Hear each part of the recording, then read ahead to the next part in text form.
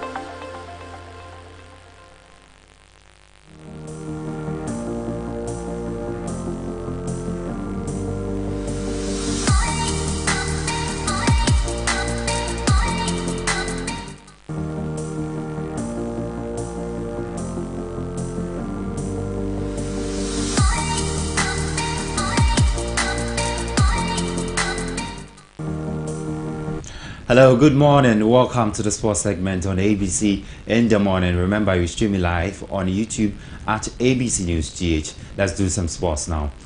Hearts of Oak delivered a commanding performance to secure a 3-0 victory over Home Stars FC in the MTN FA Cup round of 32 at the University of Ghana Stadium. The Phobians, determined to keep their title hopes alive, were clinical in front of goal, ensuring a comfortable progression to the next stage of the competition.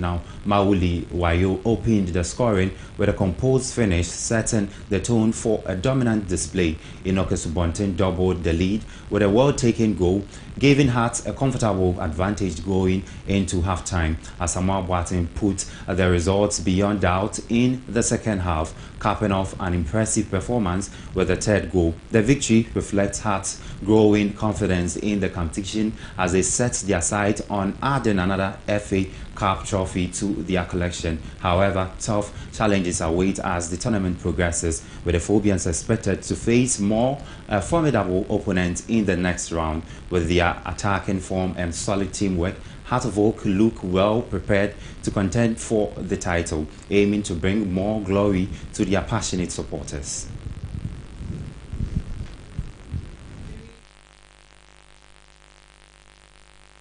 And now former Diana Star striker Isaac Minta is on the brink of joining Ghanaian football powerhouse Asante Kotoko after completing his medical examination. The 25-year-old forward, who recently parted ways with Libyan club Ali, is set to reinforce Kotoko's attacking option during the ongoing transfer window. Minta gained prominence in the Ghana Premier League last season, where he netted an impressive 17 goals and provided 4 assists in 40 matches for Aduana Stars. His consistent performance made him a target for several clubs both locally and abroad. After his brief stint in Libya, Minta has returned to Ghana and has been training with the Porcupine Warriors and in the administration of the club's technical team. The former New Dubiase United player is expected to sign a contract with Asante Kotoko and will likely to be unveiled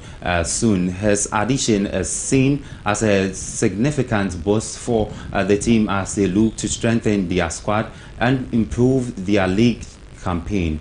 Minta's move reflects Kotoko's ambition to reassert their dominance in Ghana football and contend for domestic and continental honors.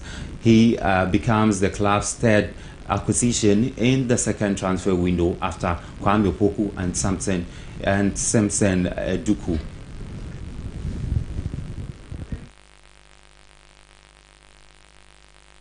And now Ghanaian winger Kamaldeen Sulemana showcased his brilliance as Southampton FC cruised to a 3-0 victory over Swansea City in the FA Cup at St. Mary's Stadium on Sunday. Sulemana played a pivotal role, scoring the opener and providing an assist to propel the Saints to the next round. The 21-year-old broke the deadlock into the 20th minute with a stunning loop over goalkeeper John McLaughlin, courtesy of precise assist from midfielder Leslie Ogochukwu. Sulemana continued to shine, setting up English teenager Tyler Dublin into the 35th minute to double Southampton's lead.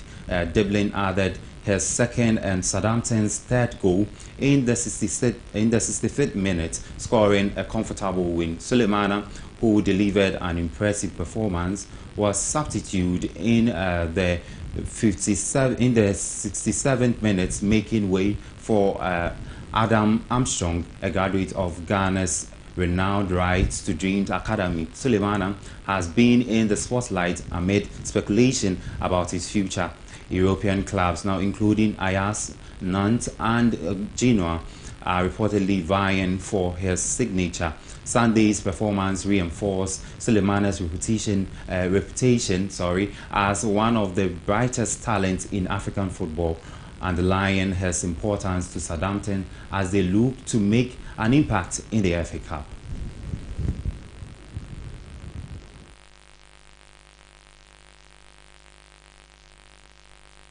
Well, that's how we wrap up for the sports segment here on ABC in the morning. For more sports updates, follow us on our socials at ABC News GH and our website at www.abcnewsgh.com. I am Derek Kumi Kisiru.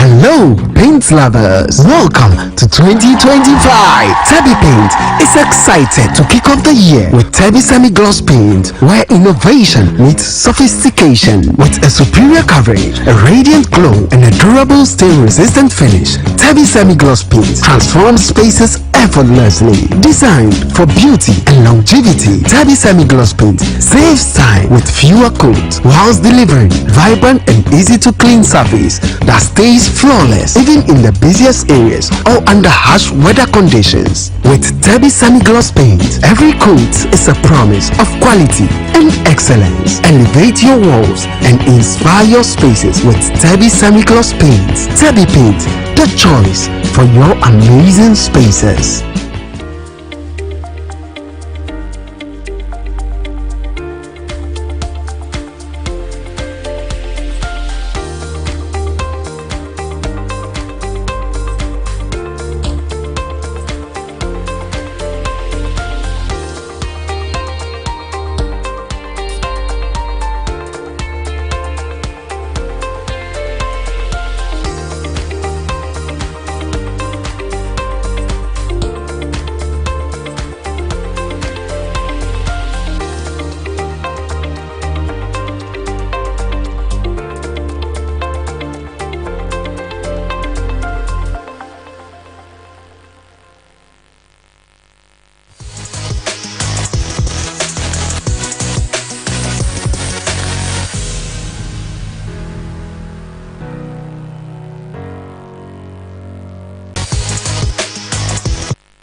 Hello there, good morning and welcome to today's episode of Tech Trick, where we dive into the world of tech security. Now, as more of our daily lives and business operations hinge on keypad-based systems, also it's very important that we do understand the vulnerabilities of this, and also the innovations working to secure them has never also been quite so simple. So it is more critical that we pay attention to this, and also never being in some kind of composition where you find yourself uncomfortable in terms of security. I am Eric Chideboa Melom. Let's get started. So keypads, as everywhere, whether we are punching in a pin at the ATM or locking a smart door lock or accessing our phone, keypads are a staple to modern technology. But these seemingly innocuous devices often hold critical personal and financial data, making them prime target for hackers. So let's look at some of the key risks here.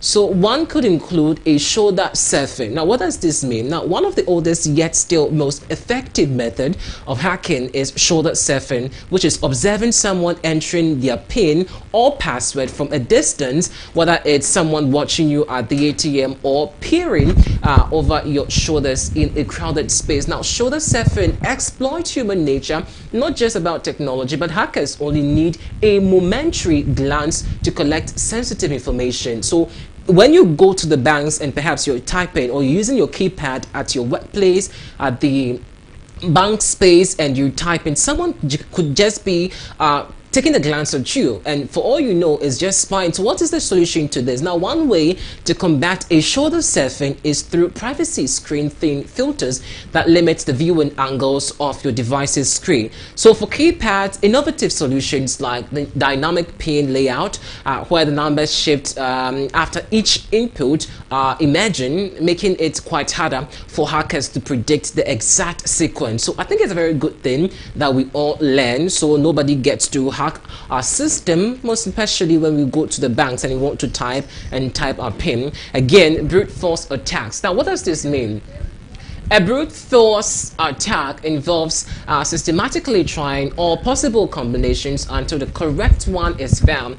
Now, this type of attack is common with traditional 4-digit pins, where the attacker simply tries all 1,000 or perhaps more than that combinations just to hack your system. So there's another solution to that. So in modern system counteract, this with rate limiting mechanism or count lockout protocols that prevents too many attempts in a short period. And additionally, a multi-factor authentication is becoming more common solution, requiring something that you know. So like a PIN and something you know, or like a mobile device for one-time code, it would be very advisable that you take that solution just in case nobody can hack you, especially when you're using your keypad. Now again, a keypad skimming and malware. This is where a lot of us find ourselves in the similar situations I'm about to talk about. So while not always associated directly with your physical keypad skimming, a method where malicious hardware or software is placed on the near or a keypad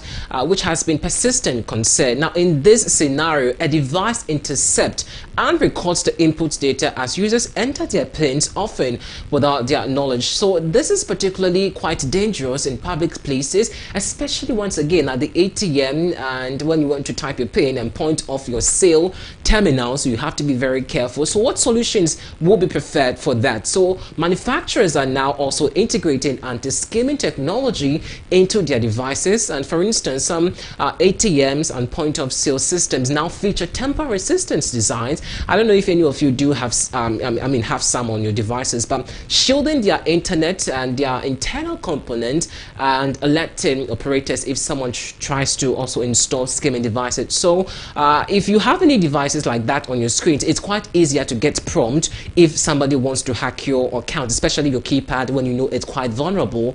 You can also take the prescription of one of the most important innovation is the integration of biometric authentication with traditional keypads, and from fingerprint sensors on smartphones to facial recognition to laptops and biometric data, we can also replace or supplement your traditional pins. Now, these systems also provide a higher level of security because biometric traits are much harder to replicate or guess. For example, many smartphones now require a fingerprint scan before you can access your apps or make transactions, making sure the surfing ineffective for these devices. So another solution you can also consider, just to make your keypad not so vulnerable to hackers, it's very much important. You can also change your keypad, but one-time password, that's the OTP, is also required. So more and more systems are relying on OTP tokens, temporary one-time use password delivered via SMS, an email,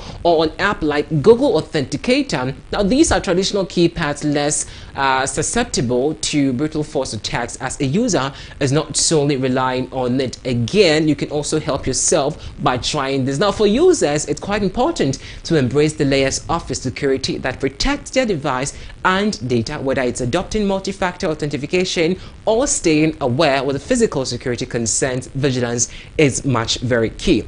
That's how we draw the curtain on today's segment on ABC in the morning. Here is Tech Trick once again to catch you in another episode. I'm Eric Chinibo. The show continues shortly after this break. Do stay.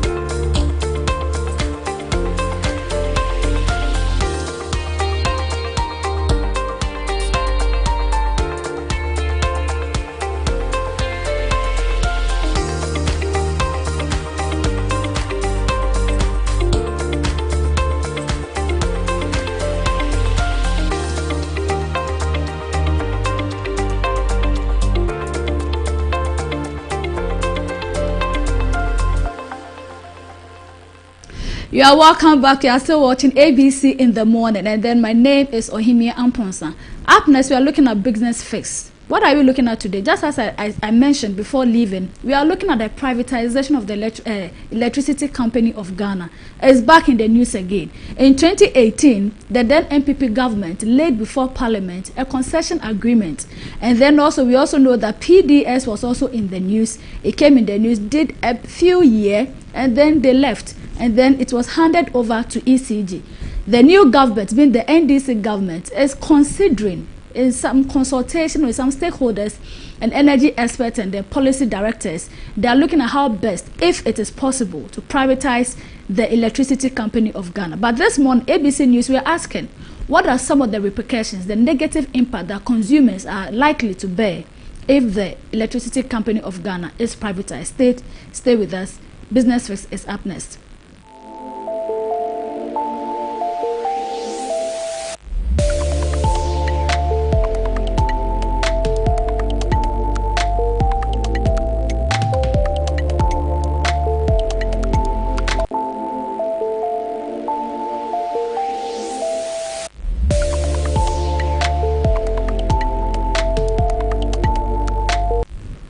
You are still watching ABC in the morning, and then also Business Fix is what we are discussing now, the privatization of the electricity company of Ghana.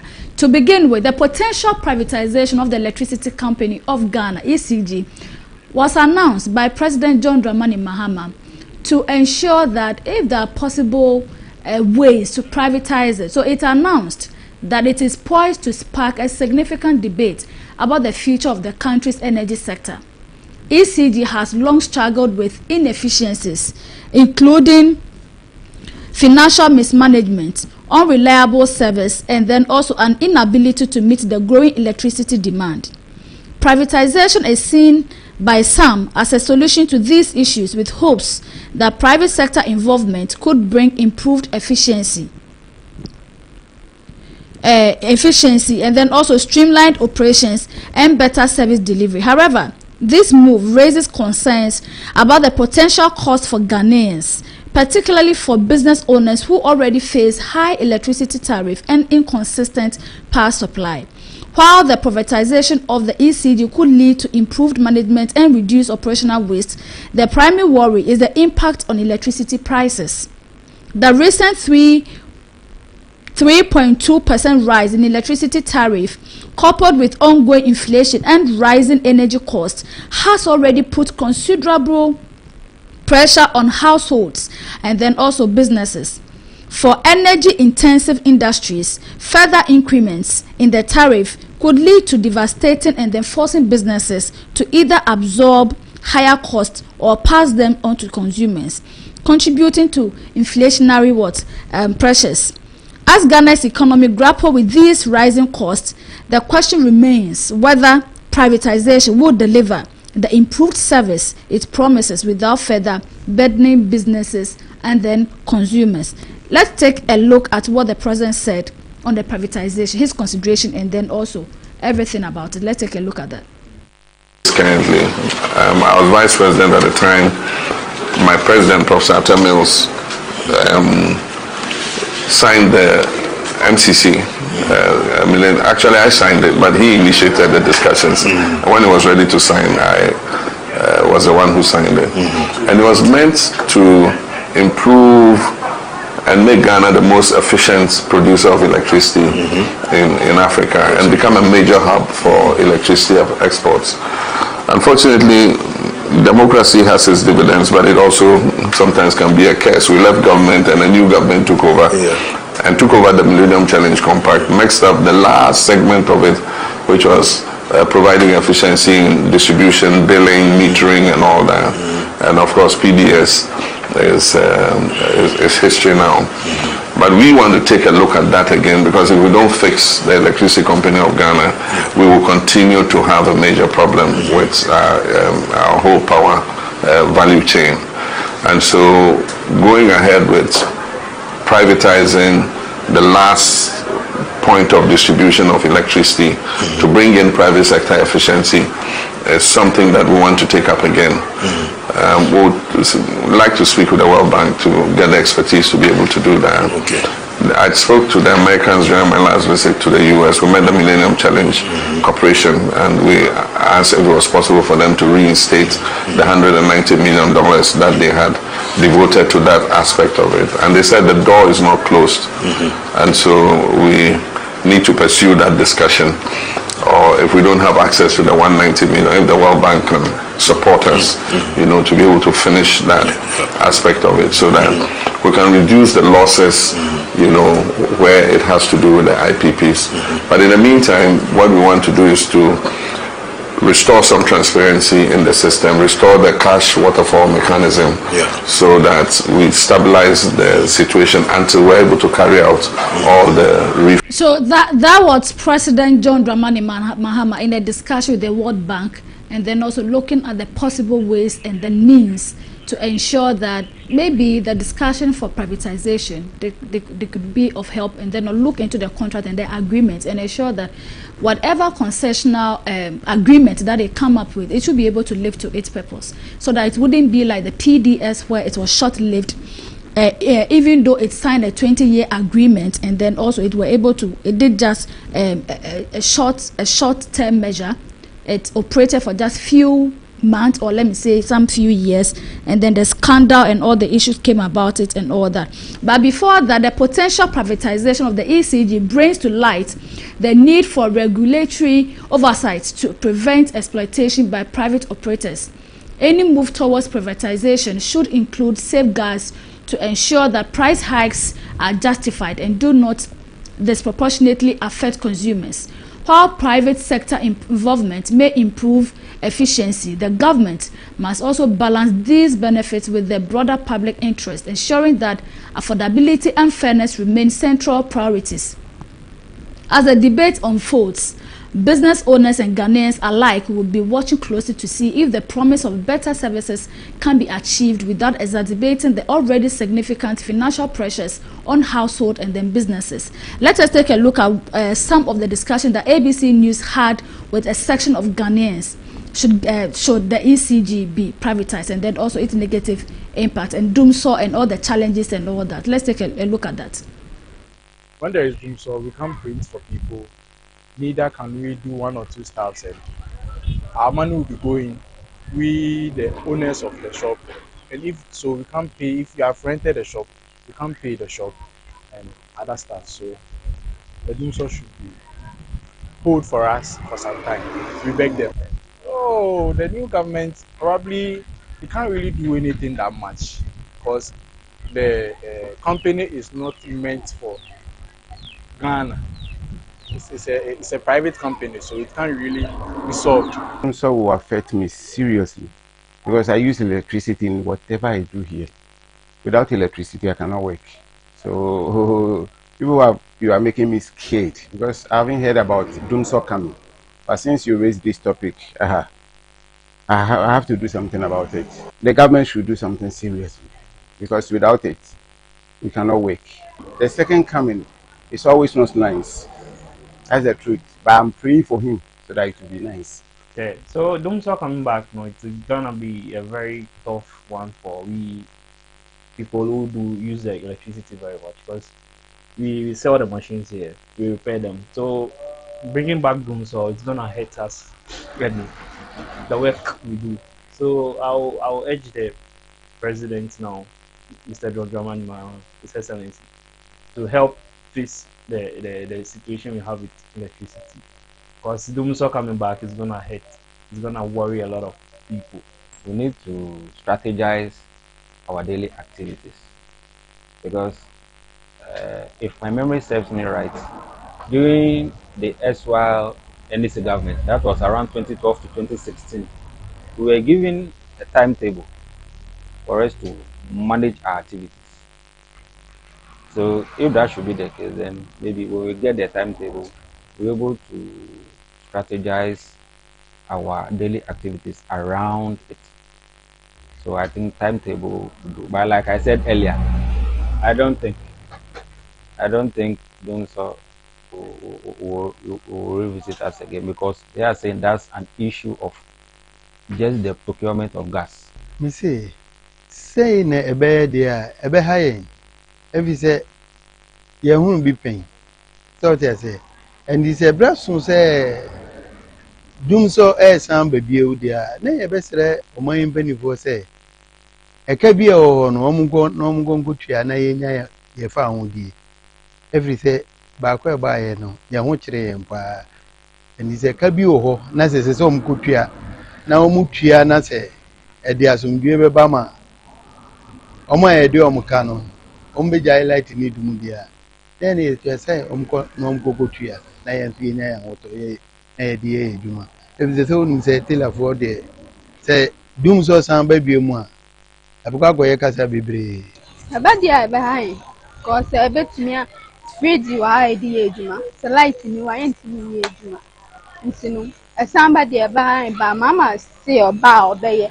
Yeah, so these are some of the concerns being raised by some Ghanaians, a section of the public, on the gaps, the challenges, the doomsday, the fears. But President John Dramani Mahama last week allayed fears of Ghanaians, saying that they will ensure, the NDC government, his administration will ensure that the light stays on and that we will not return to doomsday. So all the business operators and the business owners who have the fear of going back to doomsday and all the issues and the repercussions on their costs and then damages of their items. For instance, those operating the cold store business, and then also those selling drinks and all that, and even the households. Okay, you can go to the market to buy foodstuffs and then store them, and then because of the doomsday, because of the power outages, all the things that you have purchased with your hard-earned money will go waste. But the president has come to assure that his administration will ensure that the lights stay on and that there wouldn't be any form of doomsday. Still on the privatization and all the discussion around it, a number of stakeholders have also contributed. They are saying a lot about it, whether it should be privatized or not. Some are against it, some are also supporting it, some are also proposing, beautiful solutions that government should rather consider rather than privatizing it. To them, Ghanaians are capable of handling our own issue rather than inviting third party, inviting foreigners or expatriates, going into agreements that will be tied down with conditions and all that Ghana or the government won't be able to come out from it. So for instance, let us take a look at what IES is saying. So IES, for instance, is saying, that's the executive director of the Institute for Energy Security, has proposed that the arrangement for the ECG, the arrangement with ECG, with the Power Distribution Service, that is the PDS, some years back, before its termination, should be reconsidered. So this is one of the key energy stakeholders that have been proposing reforms for the sector to ensure that we have stable power supply, we have stable fuel in stock, we also have our generation power and then the capacity being increased, and then also to ensure that the lights are on and then our terminals and everything is on point. So he is saying that it would be prudent, it is advisable that the NDC government, that is the president-elect administration, John Dramani Mahama, revisit the contracts, the agreement that went between the ECG and then the Power Distribution Services. I mentioned earlier that PDS signed a number of years concessional agreement which was laid in Parliament, and then also even in 2018 thereabout, the then Energy Minister Boachi Ejak also laid before Parliament a concessional agreement which was then also passed, but then we're not able to look at that. Here we are again with the discussion about privatization, and we have these stakeholders also adding their voice to it, and he's saying that it would be recalled that the government of Ghana terminated the concession agreement with the Power Distribution Services Limited over the takeover of the assets of ECG, that is the Electricity Company of Ghana, for the distribution of electricity in the southern sector of the country.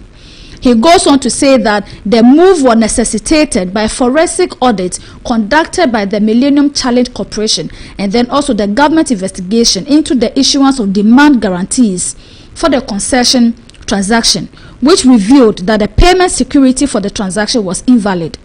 reacting to the concern raised by the Public Utilities Regulatory Commission, that's the PURC of the ECG, being on the verge of bankruptcy, Nana Amwesi the fourth asked that the old agreement between ECG and PDS be reconsidered. However, he said the agreement must be assessed to avoid any form of risk and give a solution to the pending problems. He continued to also add that all possible forms of private sector participation can be considered. But then before that, we must reassess the situation again before things worsen, since we introduced the PDS ECG arrangement. We should also reassess and make sure that we take the high risk of the assessment and then also to get a fair solution to that effect. According to him, this concession between ECG and PDS would have been a solution to these challenges being faced by ECG. Over the weekend also, we also have some key personalities also contributed to this issue, that is ASEP. ASEP, on the other hand, in May 2024, they were also on the privatization issue. Over the weekend, he was also on a show, a sister station show, that they were also discussing the reforms for the energy sector and then how best the government, the NDC government, can manage it and manage it better without privatizing it. But it's more like ASEP, the Africa Center for Energy Policy, they're also pushing and then hoping that yes, there can be some form of privatization. But the question now is that are Ghanaians, or is Ghana not capable of handling its own issue? But the issue is, if Ghanaians are able to handle our own issue, our own sectors, the state enterprises, and then the agencies and all that, that means that we then have to weed out familiarity, taking away family and friends.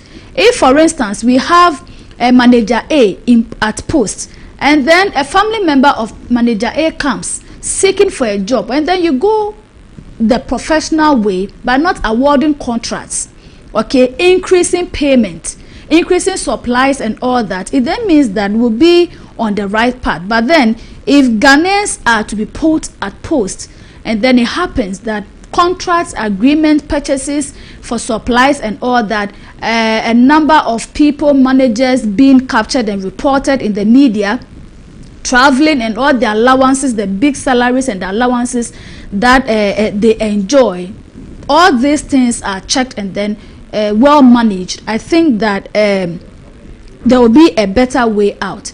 Having a better way out then means that privatization and its negative impact on Ghanaians. Already, when you look at the tariff, every quarterly we do have the PURC coming out with utility tariff, the rate and all that. And then Ghanaians are already having issues. They're already having problems with the prepaid meters. When you look at the introduction of the new prepaid meters in the system, when you purchase 100 Ghana cedis of light credit, it cannot take you for a number of days. But gone were the days before the COVID time when you even buy 100 Ghana cedis, it can take you for a month. But this time around, when you purchase 100 Ghana cedis of light credit, it cannot take you for days. When the new meters, the prepaid meters were introduced, we have a section of Ghanaians complaining bitterly that these meters are not serving the purpose. These meters, it's more like it's hanging them. It's hanging them on the wall. There is a number of concerns. They challenged the electricity company of Ghana and its managers to come to the aid and try to resolve it. If there is a problem with the system, then probably they have to resolve it. But it didn't go well.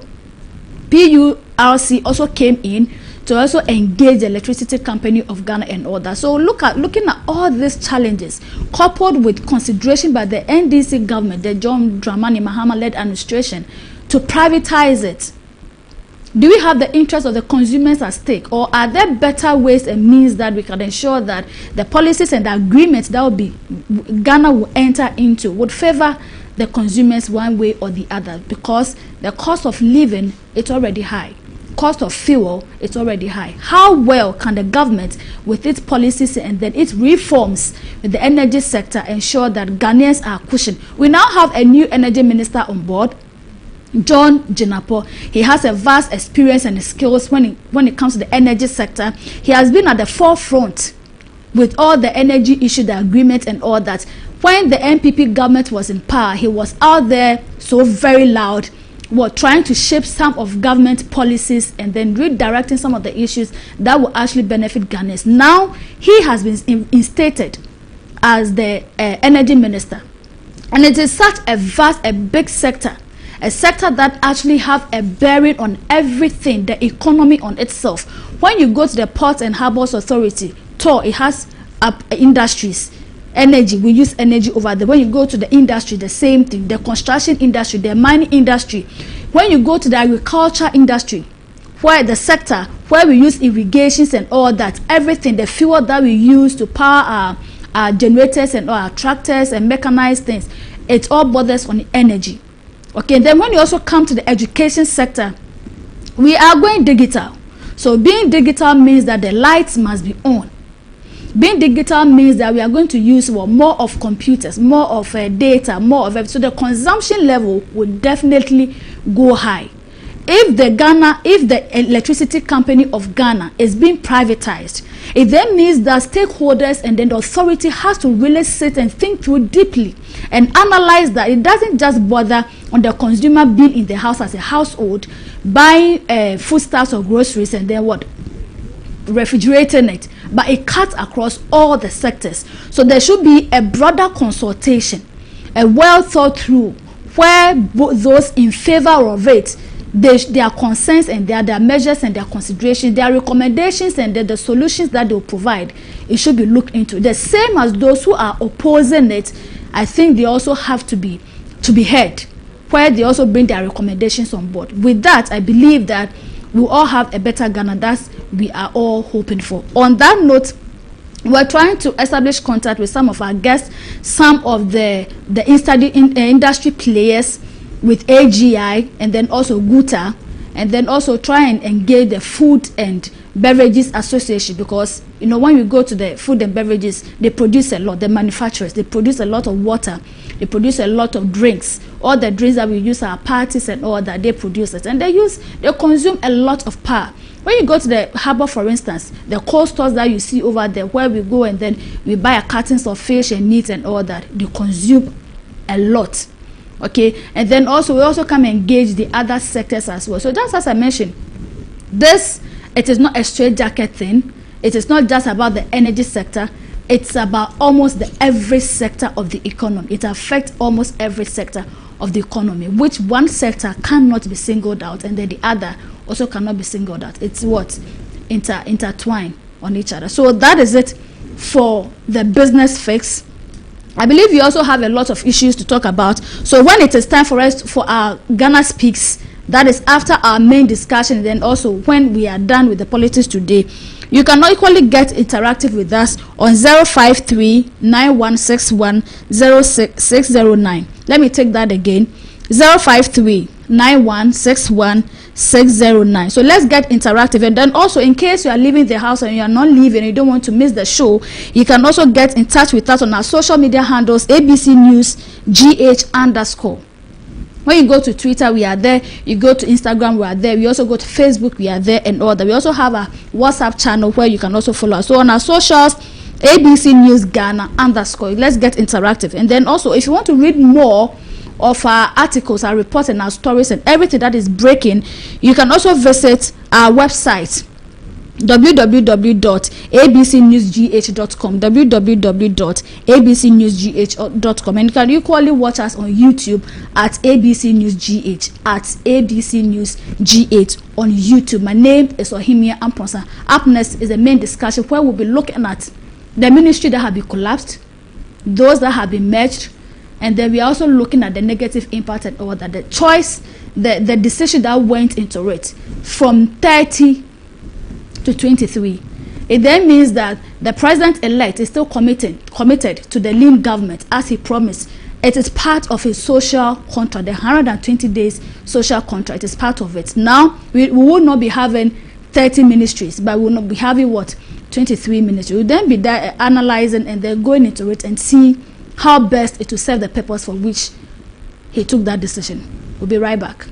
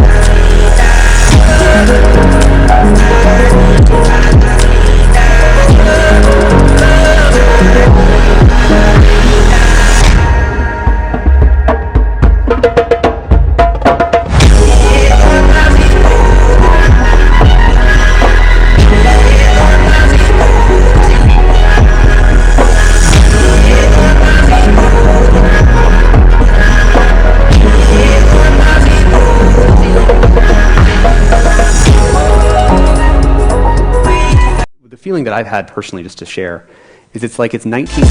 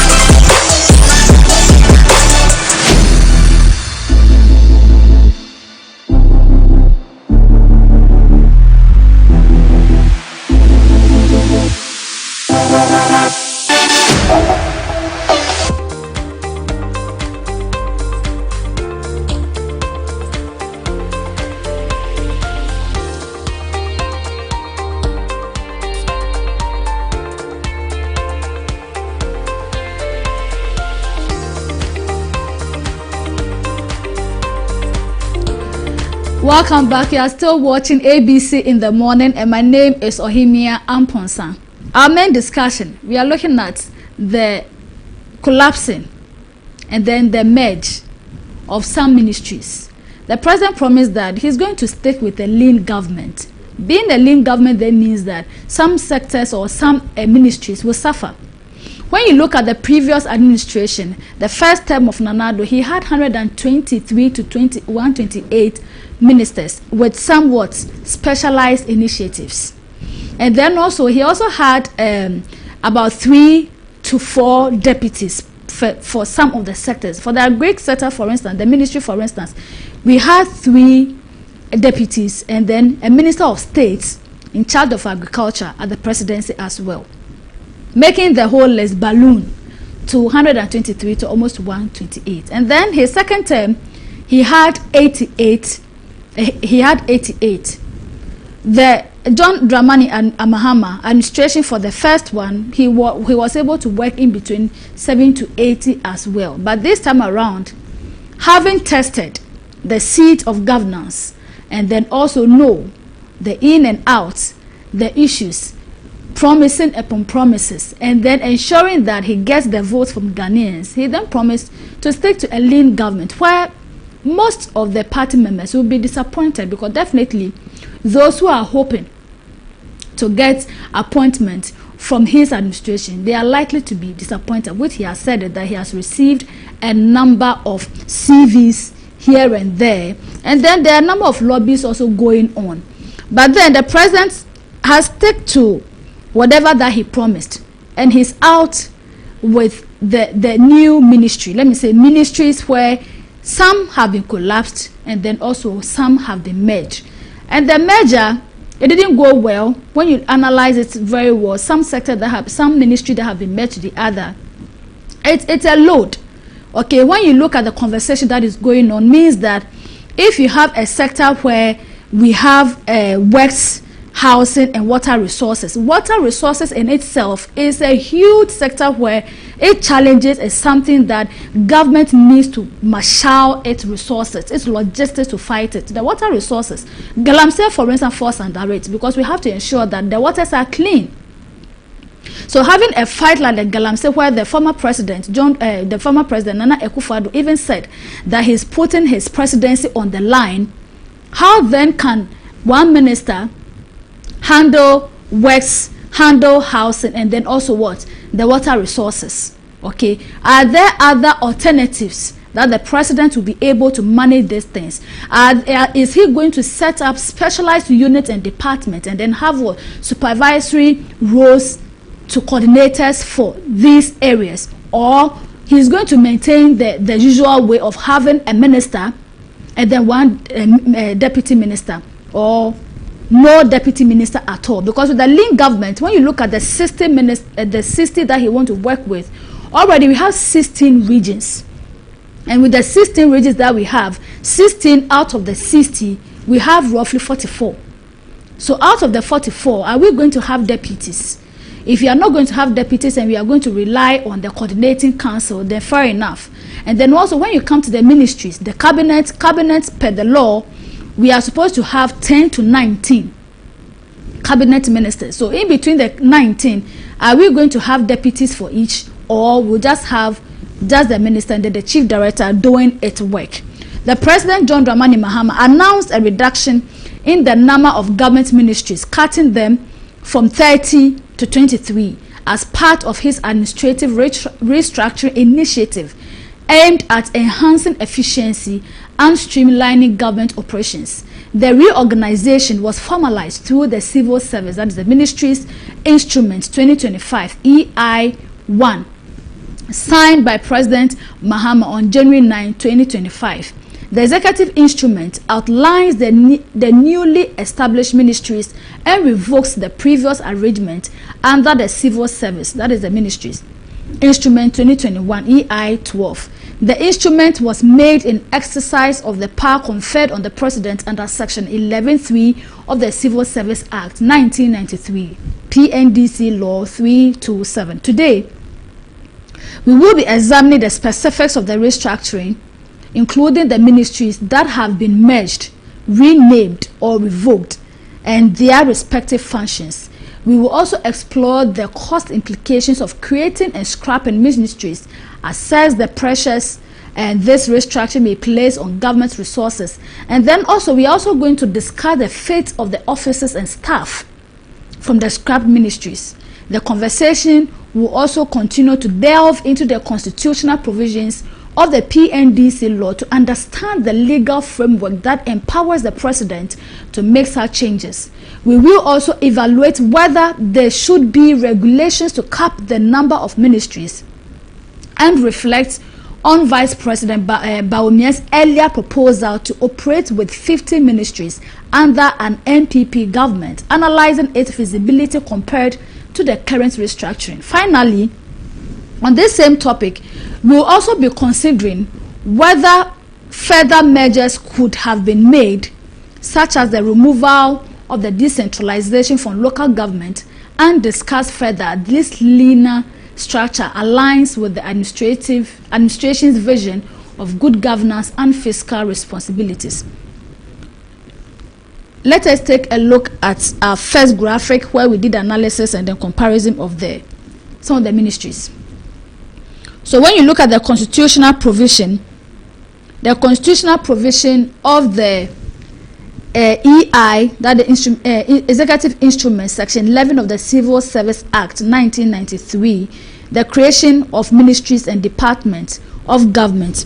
So first off, it says that there shall be in the civil service the ministries consisting of such departments as the president may determine. And then also the two, that a ministry shall be the highest organization for the respective sector, and also the 2A, there will be a constituted department and divisions responsible for each sector. And all this will be determined by the president or as provided for by any other enactment.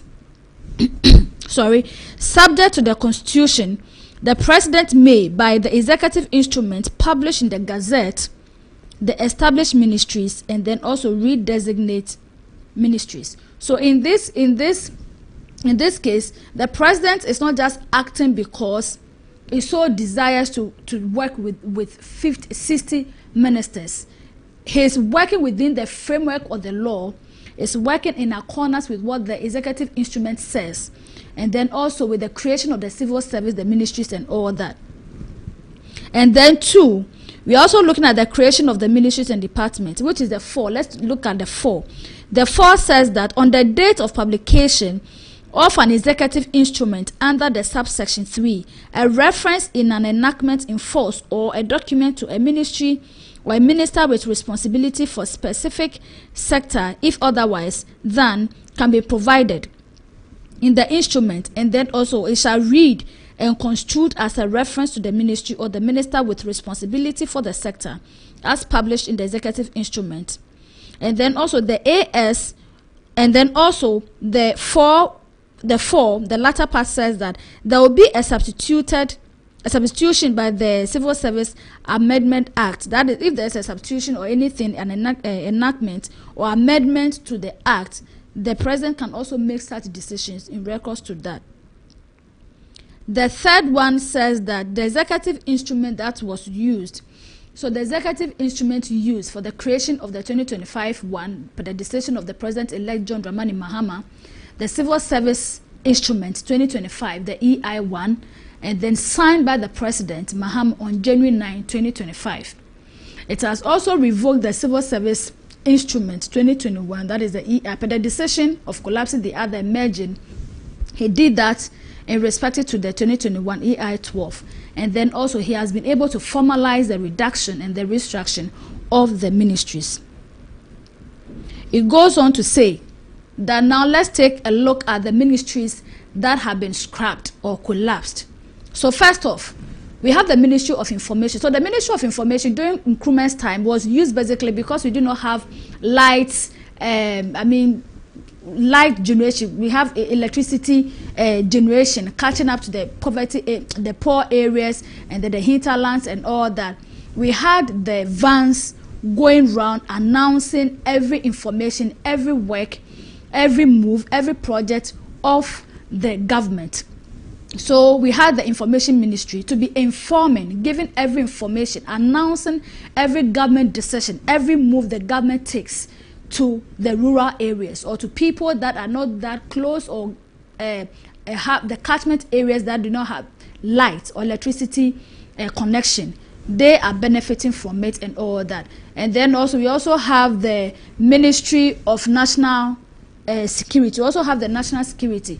During the Nanado's time, former President Nanado, we had the National Security Coordinator, where we have Kandapa even in charge. And then we also come to the Ministry of Parliamentary Affairs, where we have Honorable Oseche Mensamboso as the minister for he was then the majority leader as well before Afenyo Markins came to succeed him. We also had the Ministry of Railway Development. Railway Development was basically headed by John Peter Amewu. John Peter Amewu. He was the one heading. He was actually with the Energy Ministry. He was with the Lands and Natural Resources. He actually started the Galamsey fight, and then 3 years into the line, and then he was then reassigned and taken to the railway development, where we had railway in Pakadine and all that, some form of development over there. We also had the issues with the Sky Train and all that. We also had issues with where we were testing the first train, and then we had some vehicles and all those controversies and all the scandals and the saga that ensued with that. That's the railway development. And then also we also go on to see the sanitation and the water resources. This is one of the key areas where I mentioned that the collapse of some of this ministry and the decision by the president to stick to the lean government is going to affect some of the core sectors that relate so much to the economy and then Ghanaians. the sanitation and water resources, for instance, the sanitation in particular, when former President Nana Addo came into office, it was one of his flagship agenda, one of his promises to Ghanaians that he will ensure that Accra becomes the cleanest city in Africa. He was able to channel his efforts, his resources into it. We even went ahead to even have the Cecilia Dapa, Madam Cecilia Dapa. It was then Ada. It was then Honorable Ada, the late Ada, and then Madam Cecilia Dapa was moved to come ahead the sanitation sector or the ministry. We all know the issues with Madam Cecilia Dapa and how things work. As it stands now, when you go out there, what do we see? The MMDCs, the local assemblies, the energy, the waste management operators, Zoom Lion issues, some workers having issues of payment and all that, all the issues with sanitation. Was the president able to fight it to the latter before leaving office, or we still have issues that we have to what? Grapple with? And then we also have the public enterprises where we have Kujo, Honorable Kujo heading that. Then we have the Ministry of Chieftaincy and Religious Affairs. During Mohammed's time, we had Professor Seidu heading it, and then we came to Jamesi. Now the former one was Siga, who was then heading it before the end of Nana Addo's tenure of office. Now the newly established or the renamed ministries and then their functional goals. Let's take a look at it briefly. Then we engage our guests. The newly created ministries, we have the Ministry of Youth Development and then Empowerment. It used to be the Ministry of Youth and Sports. Okay, so Ghanaians have issues that the youth aspect of the Youth and Sport Ministry then was sidelined. Everything was then centered on sports and sports and sports, and we were not having a feel of the youth development aspect of it. So probably could be the reason why the president has considered to recreate Ministry of Youth Development and Empowerment. Definitely, Ghanaian youth, we need development. We need to be empowered, and then also ensure that we have friendly environments where they can do their own thing and then operate friendly environment, having the logistics, the support and all that, without the youth having the taste and then the air to travel and leave the country. So it is very necessary as well. And then also the youth separated from the sports to focus on youth employment, skills development and the leadership. We need leadership skills in this country. If the youth are truly or is truly the future of this government, we then need the youth that are leadership inclined. It doesn't matter. You don't have to rise to the occasion of a national leadership. You can be a leader in every sector, in every corner where you operate, and you can start from there and rise to the national calendar or the hierarchy of the personality, how you want to be in the future. So the renamed ministries, we have the Ministry of Sports and Recreation. So after the collapse or the collapse of the youth from the sports ministry, and then we also had the Ministry of Sports and Recreation. So now it is purely sports and recreation, games, facilities and all that, how to ensure that we have the laxity, our leisure times and all that and all those things. So games and then sports and everything put together, recreation and then sports, is very, very important. So the recreation is added to the Ministry of Youth and Sports to reflect a broader focus. As I mentioned, it was just lean on just the sports without the youth. Can we look at the next graphic quickly, then we move. And then also let's take a look at the Ministry for Energy and Green Transition. So we used to have then NDC time, they had the Ministry of Power, and then they also had the Ministry of Energy. And when the MPP came, we only had the Ministry of Energy. So they also took off the power, then we maintained the energy. The NDC back to power. It's no more going to do the Ministry of Power, but they are now doing energy and then green transition. Green transition in the sense that we are now doing more of what?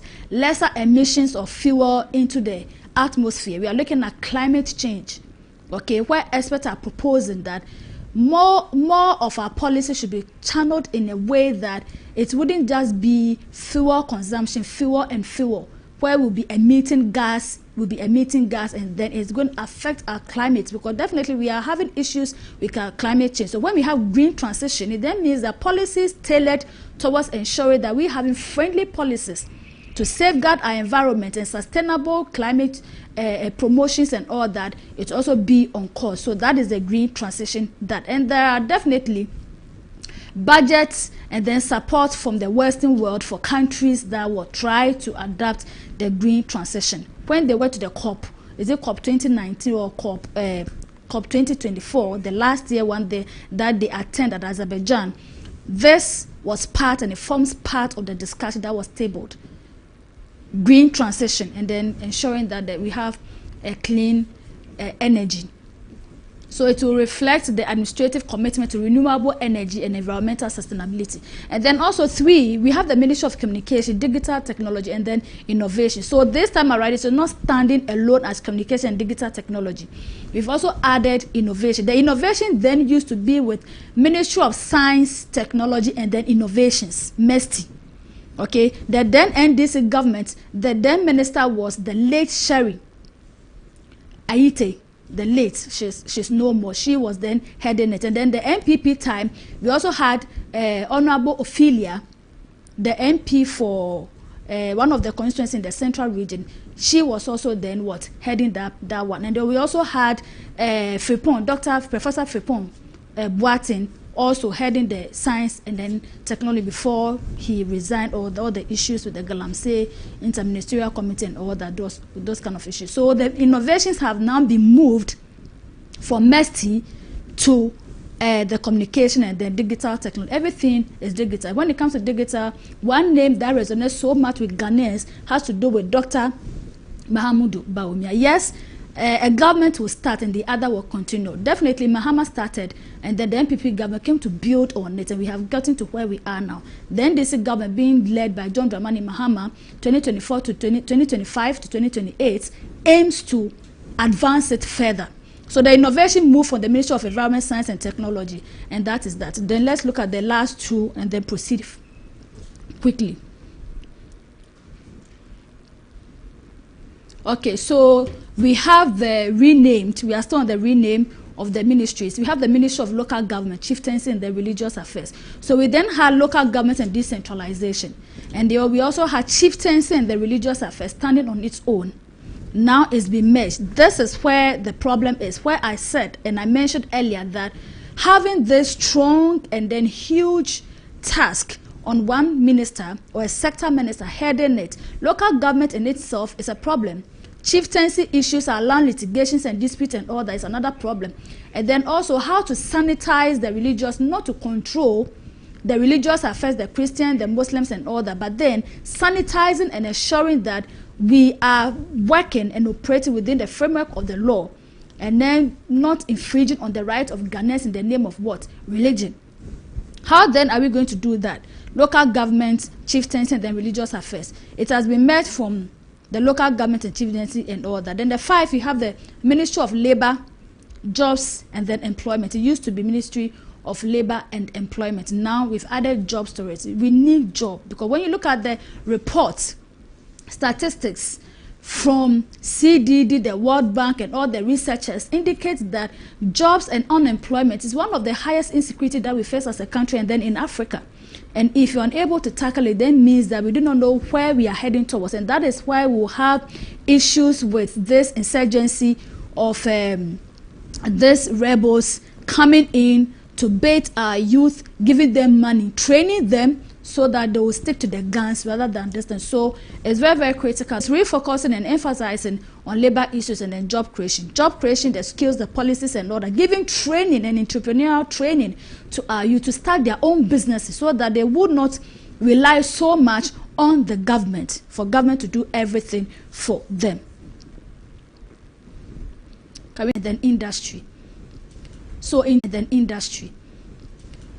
total, we have 23 sectors and then ministries under the John Dramani Mahama's administration. So the nominations that have so far been announced, we have Dr. Kesato Forsen, Minister Designate for Finance, and then John Abdullahi Junapo, Minister for Energy and Green Transition, Dr. Dominic Ayine Attorney General and the Minister for Justice. These people, they are not new people. In fact, some people even believe that the John Dramani Mahamad's administration for the 2025, it's more like the 2016 or 2012 to 2016 part 2. Are we going to see more of the old faces, or we are going to see new faces? Is that about experience or about giving what? Chances to other people to serve? As we speak now, today, January 13, 2025, Parliament has started. In fact, Parliament from 10 a.m. going will be vetting the three minister designates, the energy, the Attorney General, and then also the finance. So we will take you back to Parliament right after the show. But before that, I have on the line Dr. Richard Fiadomo.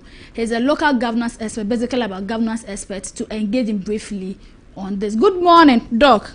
And thanks for having you on ABC in the morning. We also have Anthony Julius. He's the spokesperson on youth development for the NDC Manifesto Committee.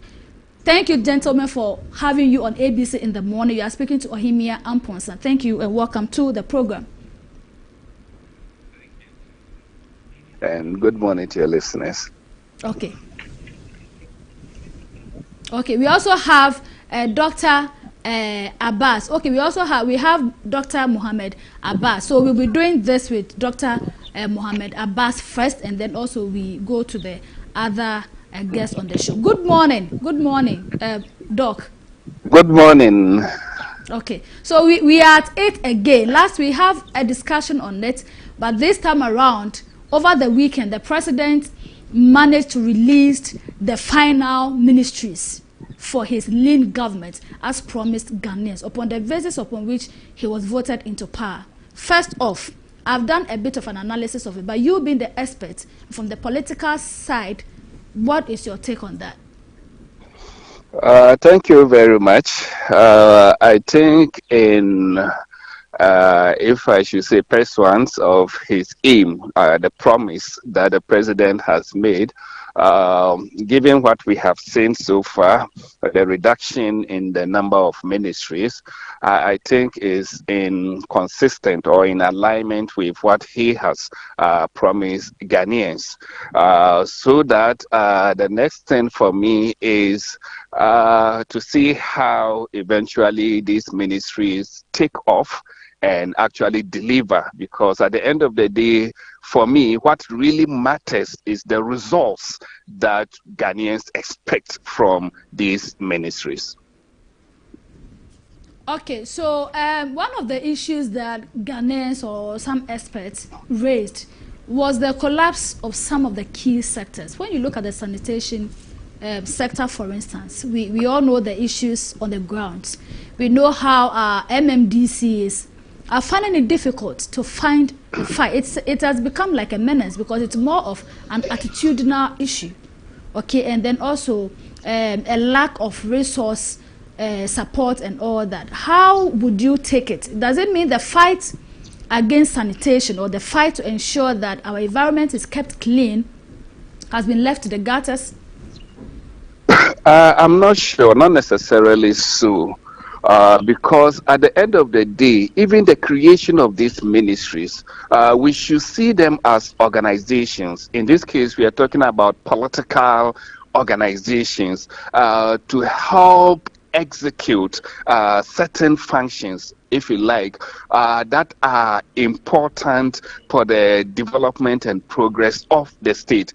So it depends on the definition and the clear identification of this function. So these things precede the creation of the ministry. So it's not a case that we create a ministry, we give it a name, before now we determine which function we should assign that ministry. It's first of all clearly defining that function that you want a particular ministry to perform before you create those ministries. So I don't think we really have to worry ourselves about these names and the collapse here and all of the things. That is not the most important thing. The most important thing is delivering the results. We should concentrate on the substance rather than the form. I see the names, the collapse here, creating this innovation and all of this as forms. forms. I'm not saying forms are not important, but the substance, that is the real function they are going to execute. So for now, I don't really worry myself so much about, all these things. But once they are created, the question I begin to ask first, coming from an organizational perspective, is what exact function is this particular ministry? What is core function? And that must be clearly identified and clearly debated, and then, if we like, even refined, because clarity is very, very key. So that after that, the next thing is to look at who is in charge. How competent, what are the qualifications of that person, what experience, does that person bring to bear as a leader over there. In this particular case, we are talking about the minister designate for that particular ministry. And then for me, we should even go beyond the qualifications and the experience, because we've seen over the years that these ministers are appointed. We come out to debate and talk that they have this experience, they have this quality, we parade their degrees and etc. And yet Ghanaians don't get the results. There's a third element for me, which has to do with their personality, their character itself, and that includes their values and their principles. And I have been talking ever since this thing started that is the next level. That is what Ghanaians must now demand of these people that are put there, rather than the qualification and the experiences, which though are important and necessary but not sufficient. Now their character, their personality, their principles, and even, if you like, values and morality are all very key. But when it comes to this ministry, I think we should play less on the names of this ministry and focus more on the functions they are going to perform, as well as the people who are going to lead the performance of this function. Okay, so you are saying that we should rather concentrate on the substance and then what they are bringing on board, and not necessarily the creation of the ministries. But the creation of the ministries, I also believe that, as some Ghanaians, when you look at the discussion that is going on our social media, from the experts' view and all that, some of your experts, let me say your colleagues in the academia, they also have a concern that some key sectors can also be taken out. So in that aspect, how best do you think the president will be able to resolve that? That's why I said, first, you see, as a state, the state itself is an organization, and there's a huge function with several dimensions for the state to perform. Dimensions along financial, along social, along health, along education. Okay, so, and then again, we are in a democracy where we vote for president based on their manifestos, what they also come to tell us that they want to deliver. So we have to look at these two things. The huge function of the state to be performed, that's the large function, and then the promises that we have been given by the president on the manifesto. So that now what is important is now how these functions are broken down into the various dimensions, core dimensions, if you like, or primary dimension, or fundamental ones, secondary ones, etc. So all of this for me has to do with the one who is in charge and the promises he has made to us. So that what is important first, as I said now, is how he defines these functions, these various functions, because he is the one going to lead the performance of this function, and how these functions lead to the creation of ministries. You see, certain functions, we don't really need a ministry or to be created before this function can be executed. Sometimes even a department. When it comes to organization, what is important is the purpose that is assigned to that particular, if you like, structure or even an organization, and the human resource, and of course, including the non-human resource, and how you support this particular structure to deliver. So sometimes we might not even need a ministry. It's just a certain structure. But if we are serious and we equip these structures with all that is necessary and required, that structure can deliver. So that's why I keep believe, say, if we are going to argue about this ministry must be taken, this one must be brought in, and etc., we will never begin to tackle the real substantive issue. So we must start from somewhere and know that the names are forms, as I said, but the substance is the function itself that is going to be taken. So that when we start, of course, there will be rooms for readjustment and realignment. You can never be perfect at the beginning to be able to get it right and before you take off. So those debate about the names and all that, I still insist that for now they are not really necessary. Let's start, and once we start, then we will see areas that need to be tackled, and if there's a need for even creation of another ministry, why not? We can do it because there's an important function for it to perform. Be on for us. We'll be having another discussion with Julius. Julius is the spokesperson for the NDC on the Youth Manifesto. So Julius also joins us via Zoom. Julius, welcome to the show. Julius, can you hear me? Julius, kindly unmute yourself so that we can have this discussion. Can you please hear me? Okay, I think Julius is having issue to establish contact with us. So let me continue with Dr. Appan. Hello, Julius, can you please hear me? From my end. Hello, Julius. Yeah, I can hear you. I can hear you. Julius, please speak out. Good morning. Good morning. Can you hear me? I can hardly hear you. Right. But I can hear you from here. Okay, Julius, let's manage it for now. You are part of the committee member for the youth development, the manifesto of the NDC. The president, as promised, to stick to the lean government, is out with the 23 ministries, as against the 30 that we usually know. First off, when you look at the youth aspect of it, are you guys not satisfied? Does it mean, as a committee member, it was one of your recommendations to the president during the formation of the manifesto? I wouldn't say it was my personal recommendation.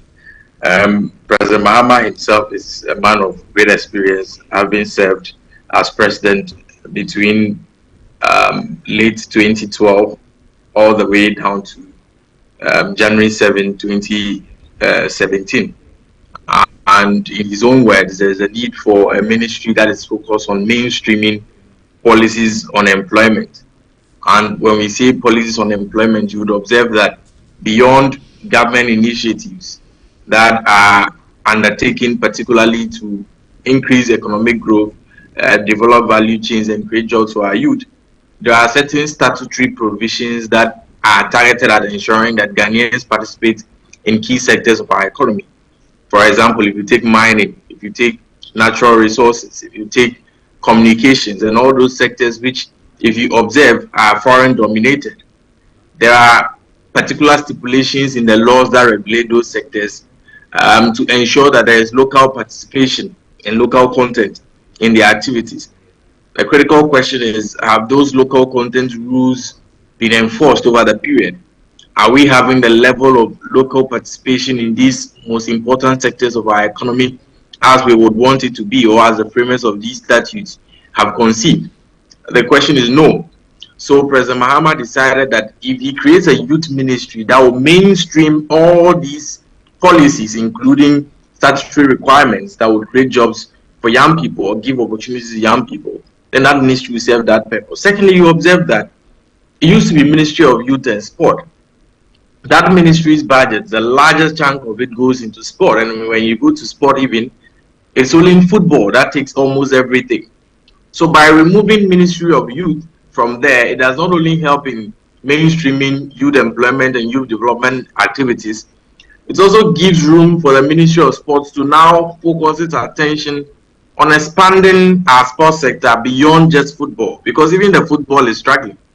And so that is what is good about President Mahama's initiative to make sure that we have a youth ministry. So I think that it's not necessarily a function of my individual recommendation or my individual expectation. It's a function of the general mass of our people of Ghana who are going to benefit from this experienced decision taken by President Mahama. And so I look forward to see how the youth ministry is going to work in the interest of all of us. Then also on the issue of the president downsizing the government, it is important that we do that. Efficiency and delivery on the job is what is more important for a government and the people of Ghana, not the number of people who are doing that job.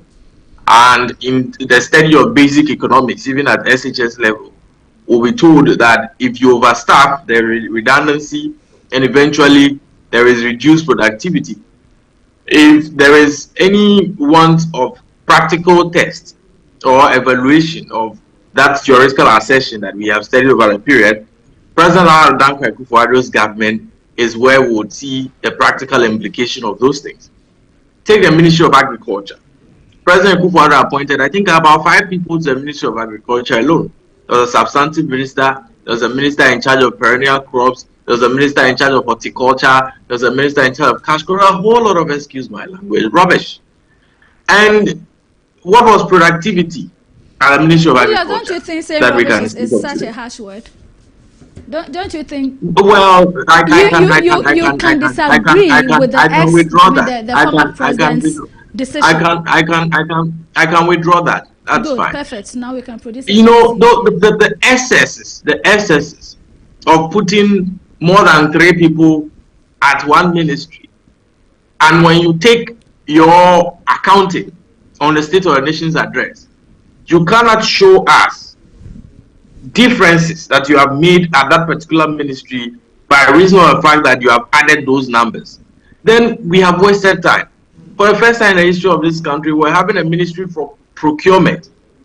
We're having ministers of state at office of vice president and all of that. It was completely unnecessary. And the facts lend themselves to the conclusion that I am reaching, that it was a waste of our time and a waste of our resources. Because despite having that size of government, we retrogressed economically. We're having inflation rates up to the tune of 54% under President Akufo-Addo. He could not manage that. We're having unemployment rates increasing up to the tune of, 14% under President Akufo-Addo. What were the ministers doing? Exchange rates skyrocketing, lending rates skyrocketing all across board. What job were they doing? So I think that efficiency is at the core of governance. Efficiency is at the core of who should and who should not be in government. And President Mahama is focused on delivering that. What is important is that he made a social contract with the people of Ghana. He made the Ghanaian people understand that within 14 days he would have the full complement of his ministers. He has so far appointed 3. We are waiting for the rest. President Mahama has indicated to us that he will not exceed 60 ministers. And so in any case, we are expecting 57 other people to be named.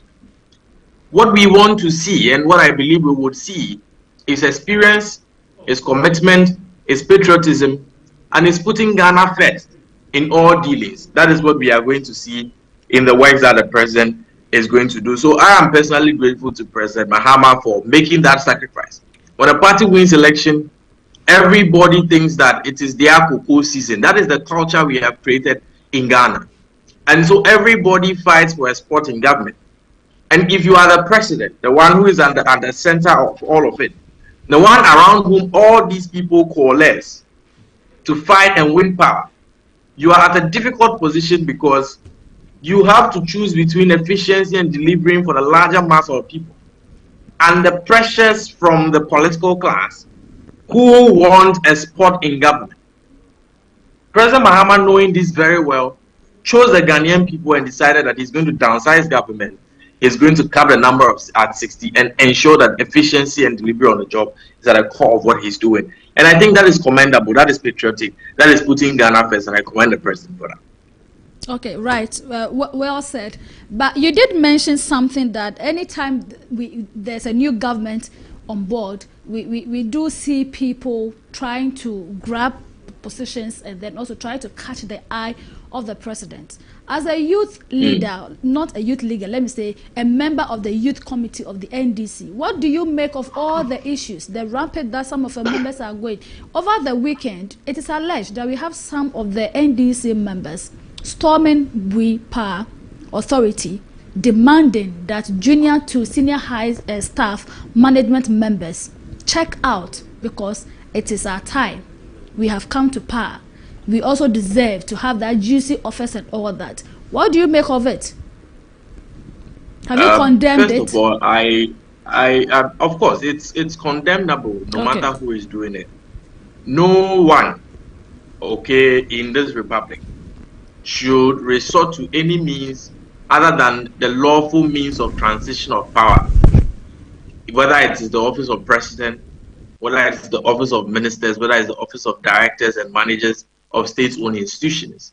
No one, and absolutely no one, must resort to any form of violent means, any form of unlawful means, any form of intimidation whatsoever in achieving that transition. If the transition is lawful, then you need not do any of those things.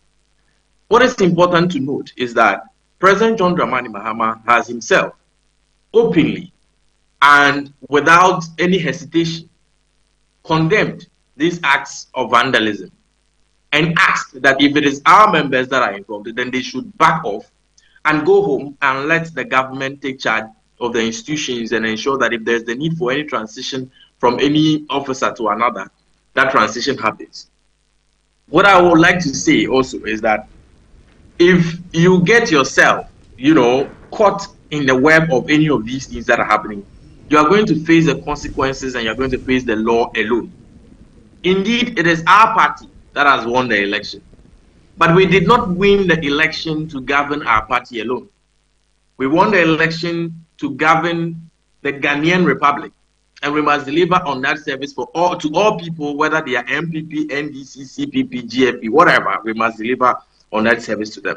And so it is not for us as a party to determine government policy on how institutions should transition. That is for President John Dramani Mahama, regardless of the fact that he is NDC and was elected on the ticket of the NDC. Today, he is president for all Ghanaians. And so let's leave the president and his government to take charge of these activities and make sure that transition happens where it has to happen. Some of these things are happening also because of the conduct of the New Patriotic Party side of the transition. It created some level of apprehension among young people. Because for the past 8 years, several of our young people have been unemployed, had no access whatsoever to any government initiative that could actually help them in any way, shape, or form. We were told, if I would quote the words of the then so-called senior minister, Mr. Yaosaf Mafu, that the public sector is choked and there is no place whatsoever for young people in it.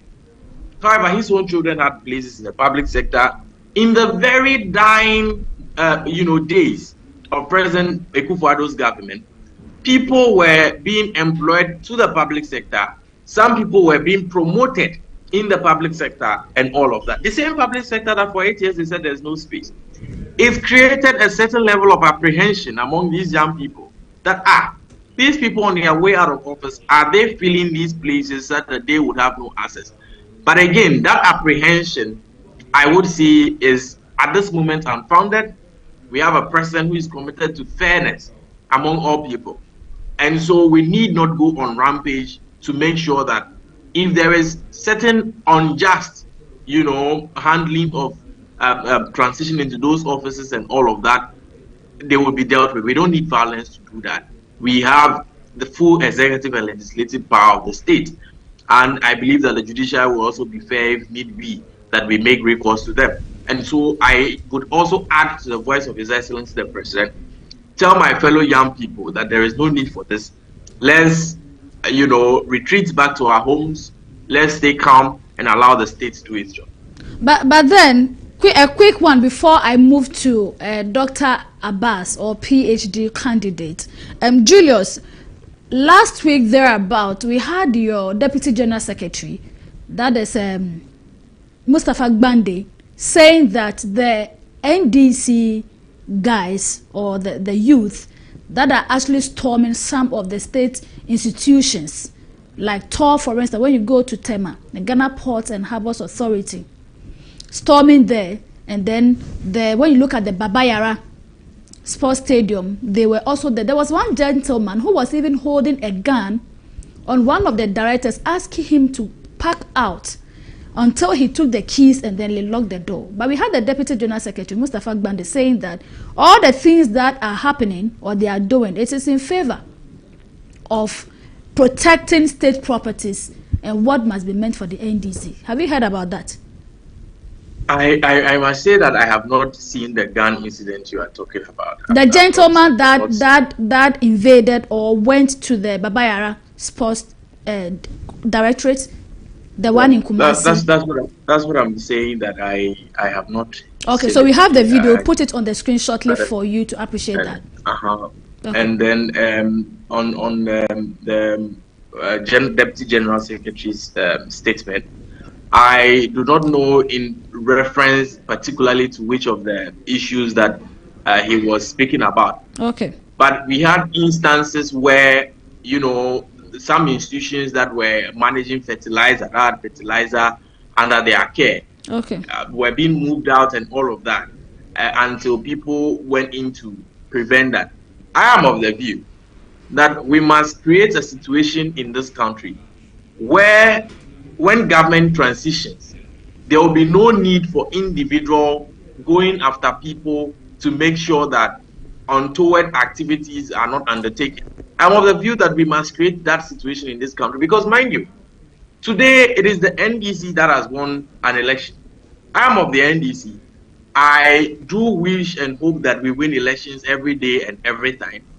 But so long as we are committed to this democratic experiment and a multi-party system, governments must change hands for us to be certain that our system actually works.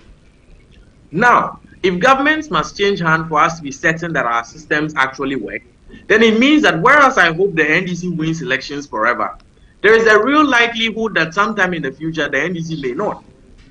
Do I want MPP people going on rampage and terrorizing people in their offices? Absolutely no. Then it would shift again sometime to us. Do I want us to necessarily go on rampage before we prevent people from looting state resources? Absolutely no. So what we should do is now commit to ensuring that our transition process actually works in a manner that ensures that when people leave office, they leave with only what they are due. When people are coming to office, they come with only what is necessary. And there is no need for people to force people out. That is what we should commit to doing from now. When it comes to the presidential level, you would observe that it's always smooth, despite, you know, a bit of agitations and all of those things. But those are agitations in where? About somebody acting illegally and all. But all in all, it moves smoothly. We must find a way to make sure that it comes down to the level of the lowest government official so that we don't face these situations in the country. Because if it doesn't stop now, when is it going to stop? And I have always said that the wrong action of one person in the past should not serve as justification for the wrong acts of persons today. However, we must understand that this culture has been here for so long, and that is why I am emphasizing finding a way to stop it. We have seen it in the past.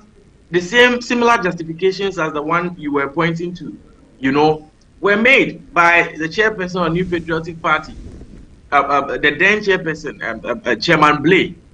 All these things are completely unnecessary, and from that period till now, what we should have been doing is ensuring that we stop this kind of situation. We don't have these things happening in our country. And so again, I join President John Dramani Mahama to unreservedly condemn these conducts regardless of whom it is coming from. It is not who we are, not as a party. It is not who we are as a country. We must not let ourselves be drawn into being these kind of persons simply because power has changed and we are afraid that somebody is going to take something out of their offices. Okay, thank you very much. Let me move swiftly to Dr. Abbas. Dr. Abbas, please, are you on? Yeah, I'm on. Okay, so let me do this one with you briefly and then I end with you.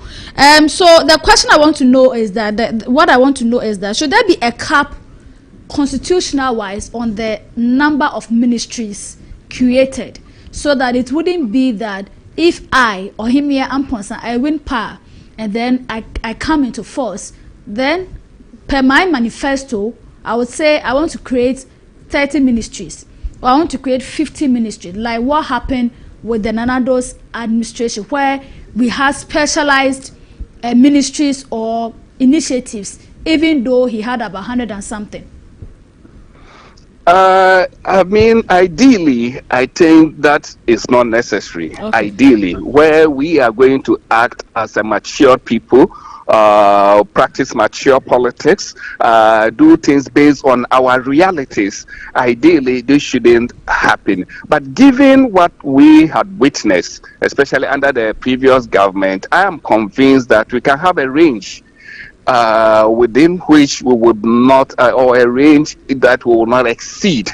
So that, because our democracy still, as the word is being used, is an experiment now. I thought we, by now, given the number of years we have practiced, we should have gone beyond experiment. But if we still describe it as an experiment, then yes, we should go for that cap, because what we had previously was so outrageous. So we go for that cap. But I want to make this point clearly that when it comes to creation of ministries, yes, we shouldn't put so much attention on the names of the ministry. Yes, the number is very important because we want to at least be efficient in how we spend state funds, or public funds. So the number is very key, and that's why we are talking about having a cap. But the names, when it comes to organization, what is more important beyond the names is how you define the scope of the function of that organization. So you can even have an organization without necessarily having a ministry, without necessarily even having a youth in it. But depending on how you define it, it might address a lot of things that are related to the youth. So yes, it's a step in the right direction that the ministries have been reduced. But as I said, it's only a step in the right direction. My colleague over there talk about efficiency. I think we need to go beyond efficiency, because efficiency technically means doing things well, doing things right.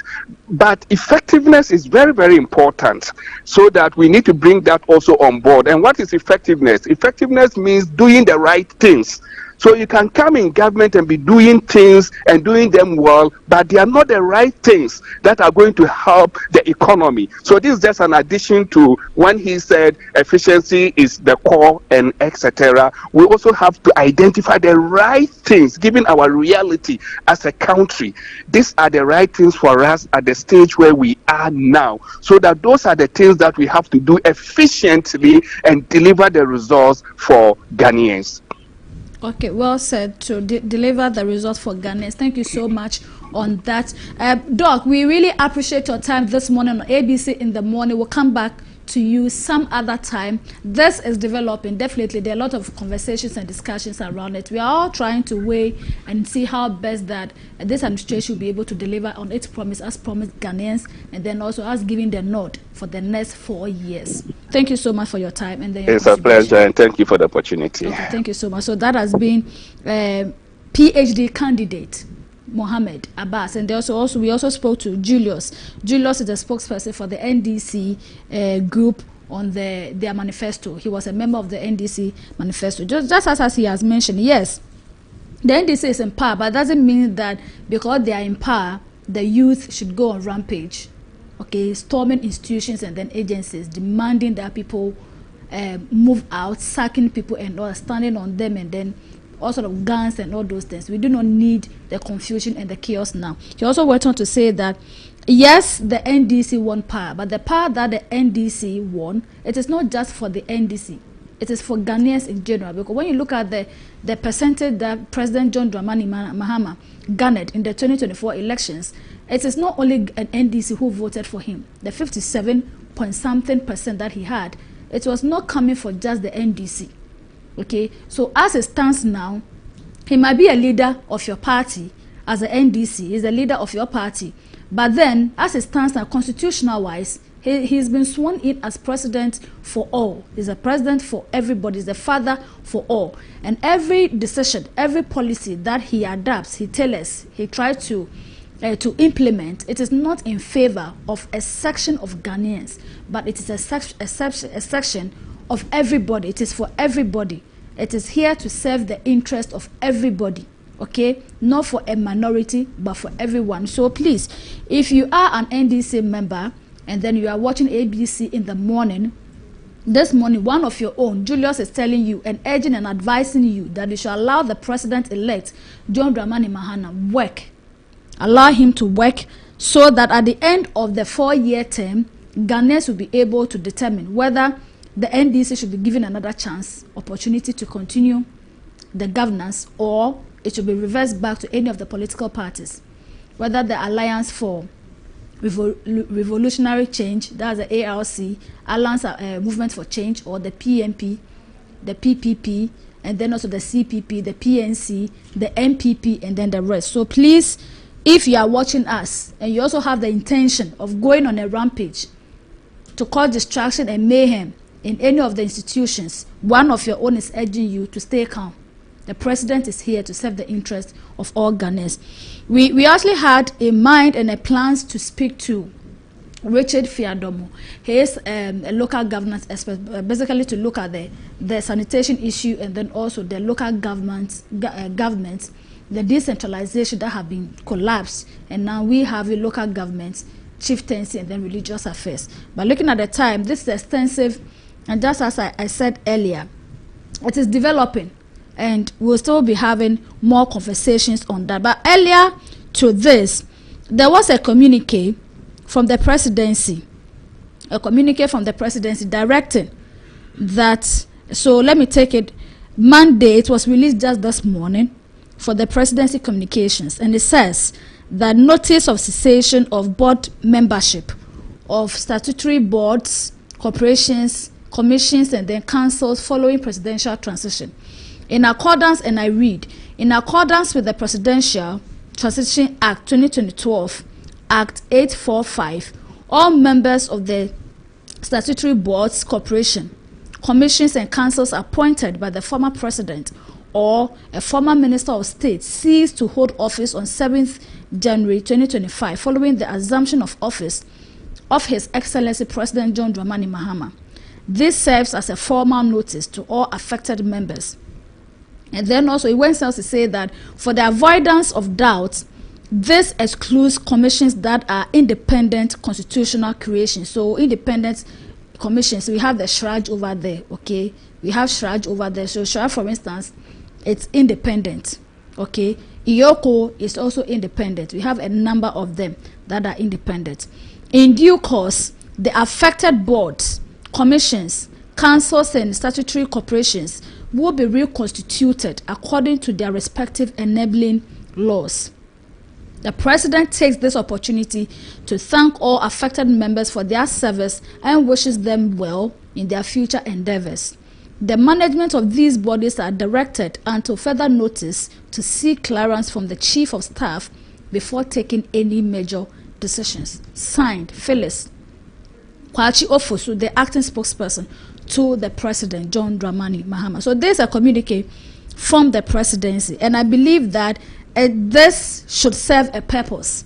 It is to address all the issues, all the fights, all the chaos, the controversies.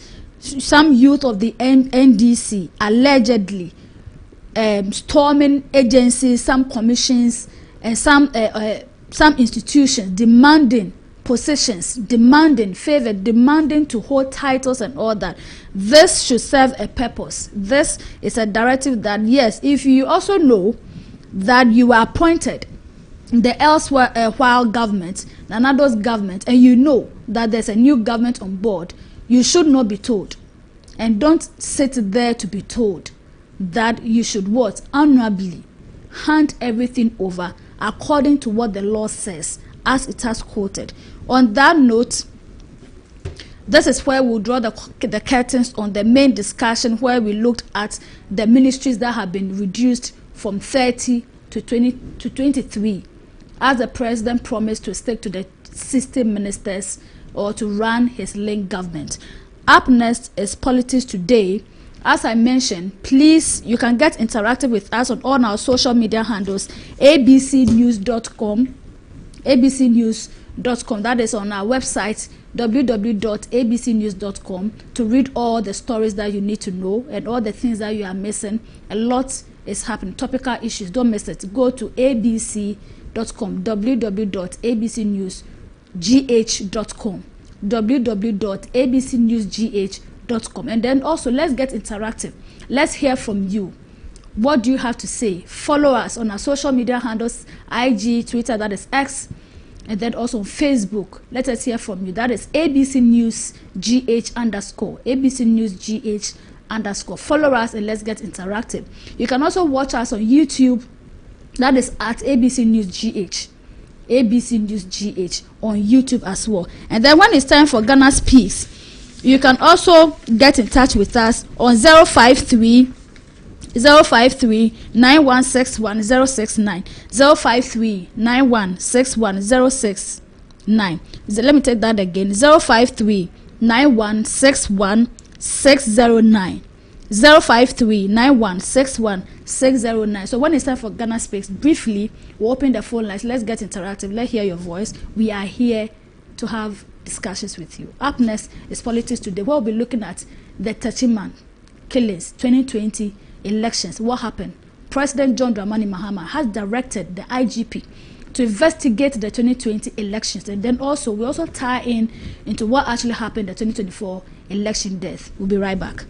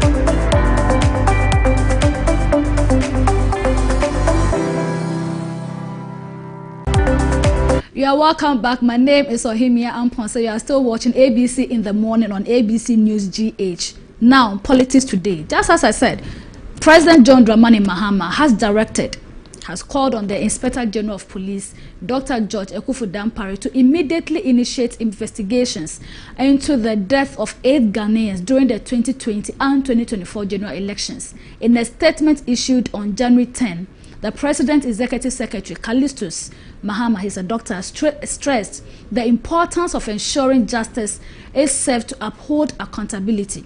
And quote, "I have been instructed by His Excellency John Mahama to formally request your office to initiate immediate investigations into the tragic death of Ghanaian citizens during the 2020 and then 2024 general elections.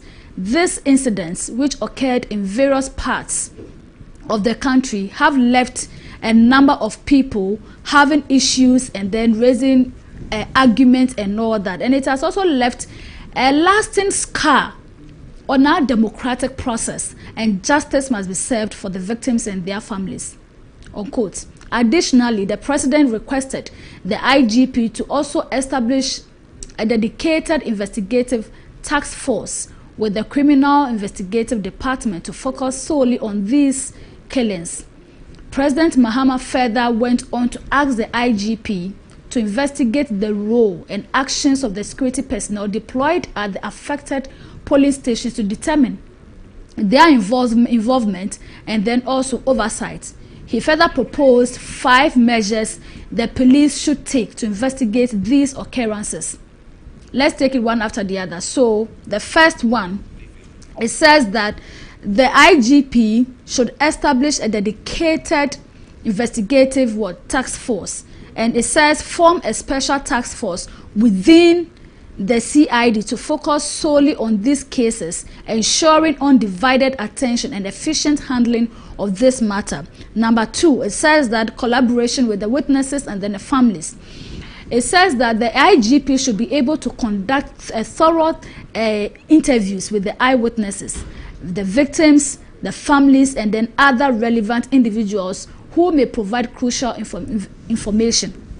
The third one, the third task on the IGP by the president is to also to review electoral security arrangements, and then also to investigate the role and actions of security personnel deployed at the affected polling stations to determine their involvement or oversight. It says that the IGP should also use forensic evidence.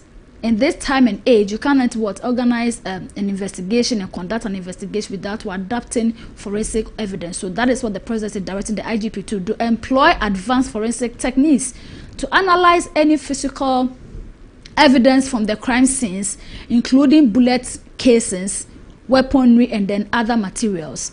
And then also it says that there should be collaboration with electoral and then civic bodies. It should work with the Electoral Commission and other relevant agencies to review reports from the 2020 and 2024 elections for additional context.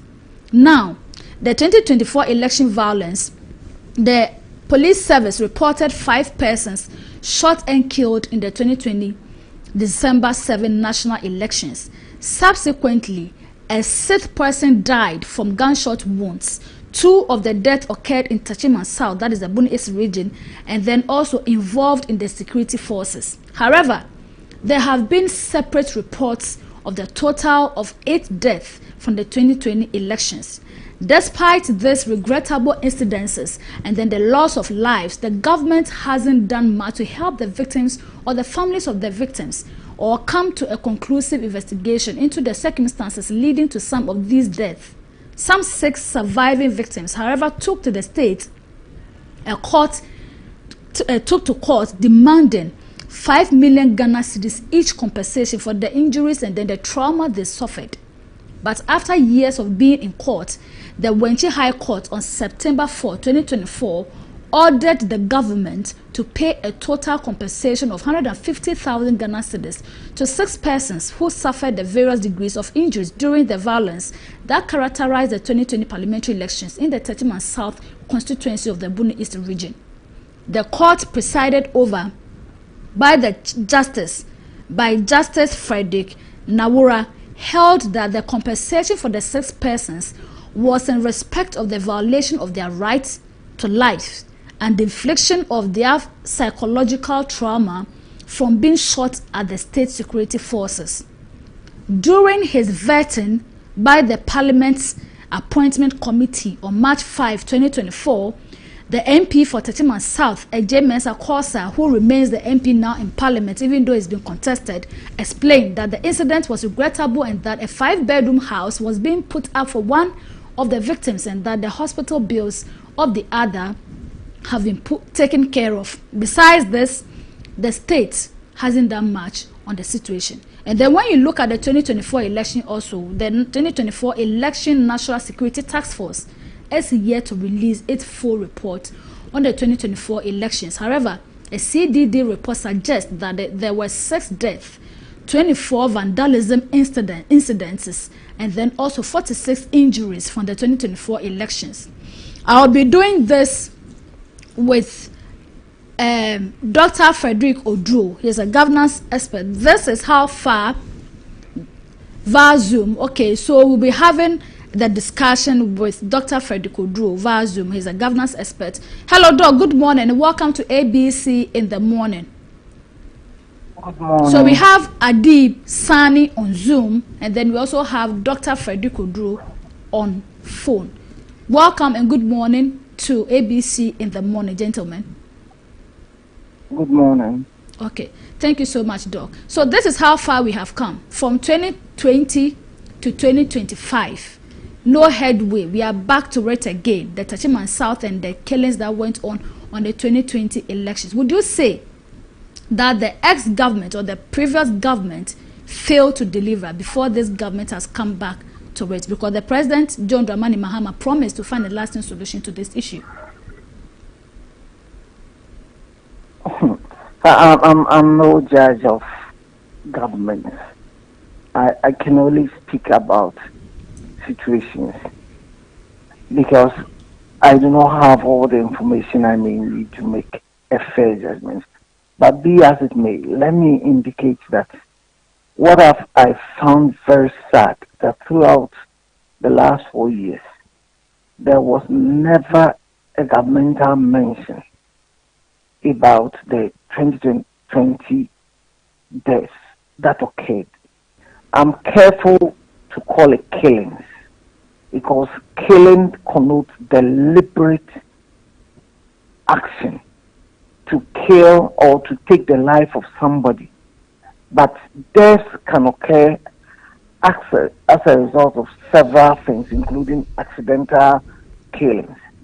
So I'm very careful about that. I've been asking myself, did the security persons who took the lives of these Ghanaians did it on purpose, or they were untrained, or they did not have the skill set to manage the situation that confronted them?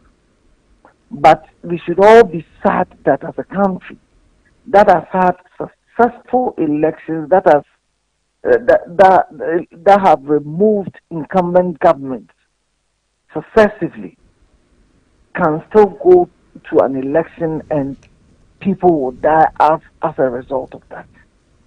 Again, one of the key things I find troubling about most of the deaths, whether to 2020 or 2024, is that most of these incidents did not occur at the polling stations where ballots are cast and counted, but outside the polling stations.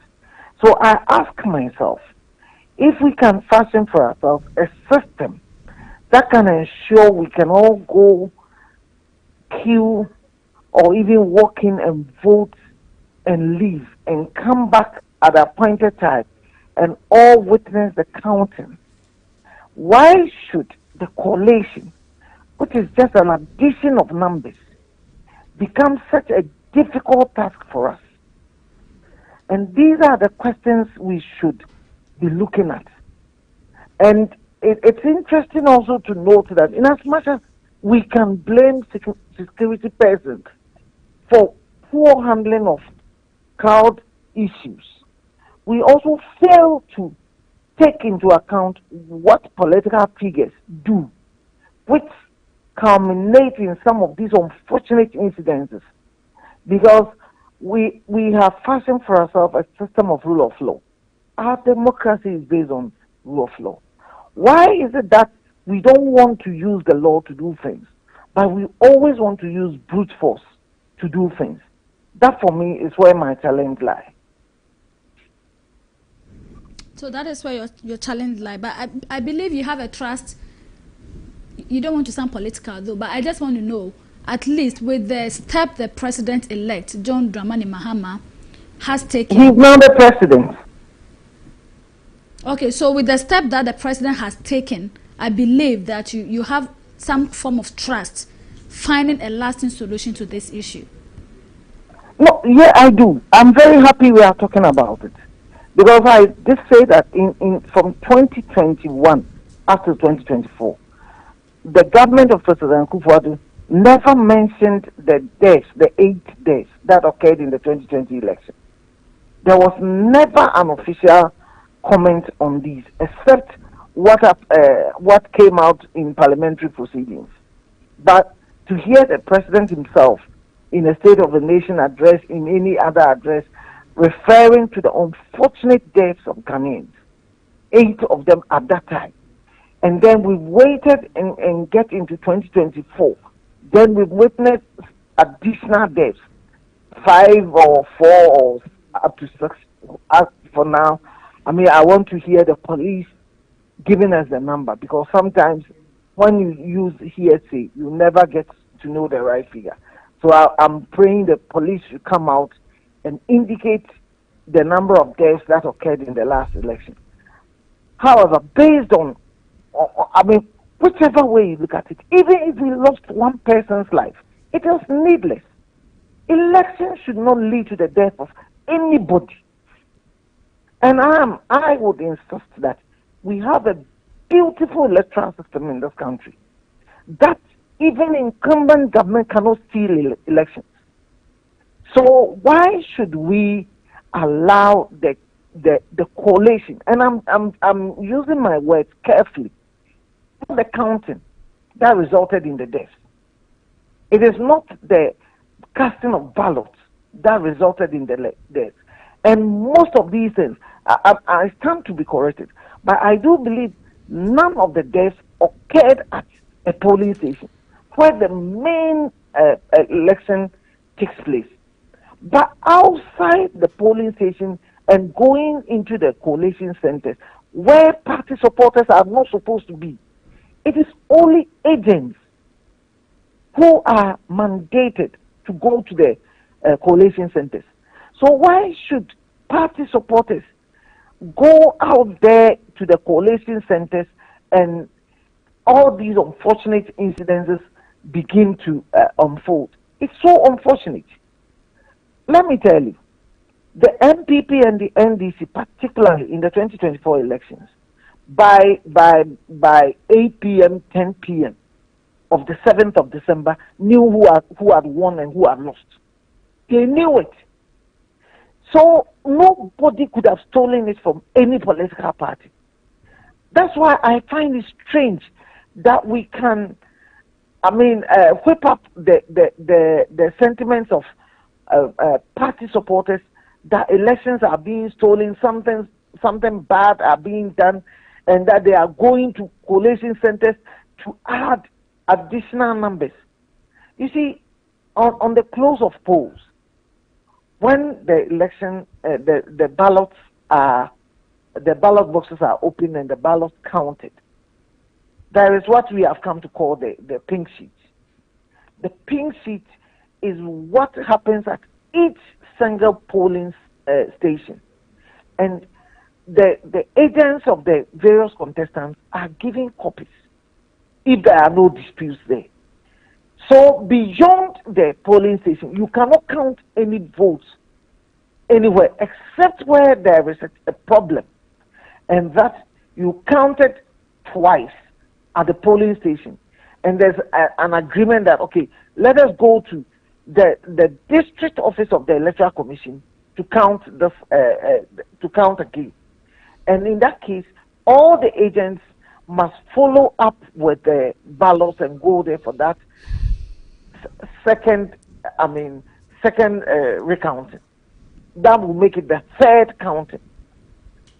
Now, if we do not have such a situation, when you have counted and everybody has signed off the pink sheet, there is absolutely nothing anybody can do about what the results at the police station. Let me give you the case of Dom Kwabinya. In fact, when they could not even, the Electoral Commission was considering rerunning at a particular polling station. When they got the results, the EC official did not have the proper results with her. So they had to rely on the pink sheets that the political party agents had to finally declare Dom Kwabena. That should tell you that we have an inbuilt system in our electoral system that makes it extremely difficult for anybody to overturn results. So there's no need for us to lose lives or to lose limbs over election results. If we can succeed in going to the polling stations peacefully and cast our votes and peacefully count the votes and peacefully do all the recording and give every agent a copy of that recording. What the political parties do, as soon as they have it, they send it to their party designated centers, where the party itself conducts the final collation. Even they succeed in finishing with their collation before the Electoral Commission can do their collation. So why are we doing this to ourselves? I am very happy we're going to have this investigation, but it should go very far into the action of every person involved in the election.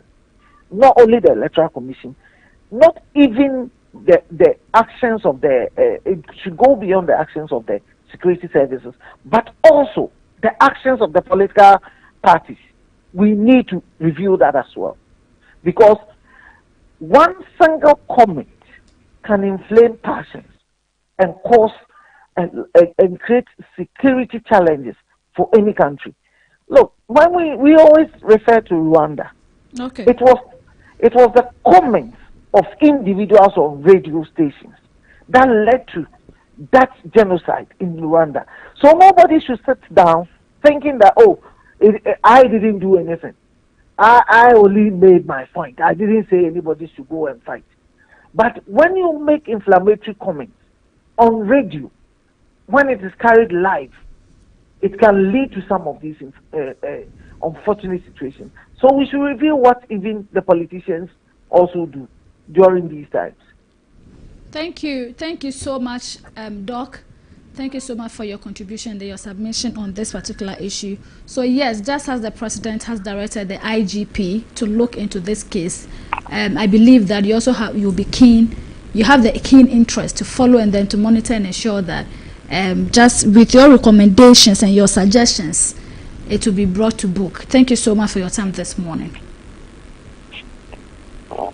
Okay, so we spoke to Dr. Frederick Odro. He's a governance expert, and briefly, let's hear from you. Ghana Speaks. Join us on our let's get interactive. Join us on 053-9161-609, 053-9161-609, 053-9161-609. And then the topic we are looking at is that on our front story, we said the National Council of Parents Teachers Association, they have been calling on government to be given the opportunity to feed their own wards in school. As it stands now, we have issues and conversations and controversies about shortage in schools and all that. The president has directed the chief of staff, Julius Deborah, to ensure that the food meant for the drought victims are being distributed from the Tema warehouse to some of the senior high schools or the senior high schools. And then also this morning, there is a meeting going on with all the stakeholders in the education sector where they will be reviewing all these issues. So let's get interactive. Should parents be allowed to feed their own children in school so that government can concentrate on the fees and then the other resources that it needs to ensure that we achieve the quality education and then education for all as stated by the Sustainable Development Goals, so that there should be what? Education for all. Nothing holding any Ghanaian youth, any Ghanaian student or school-going age not having the right or the benefit or the opportunity to be educated. Let's get interactive. Call us on 053-9161-609. Let us hear from you so that we will know. We are doing all this public sample. Yes, there's a meeting going on. We are also doing a sample here so that when the Parents Teachers Association, they table their concerns, whether government will consider it or not consider it, because there have been this controversy and fears in the public that free SHS will be cancelled. Free SHS will be cancelled. Free SHS will not be implemented as the Akufo-Addo government did. Hello, good morning. Your name and where you are calling from.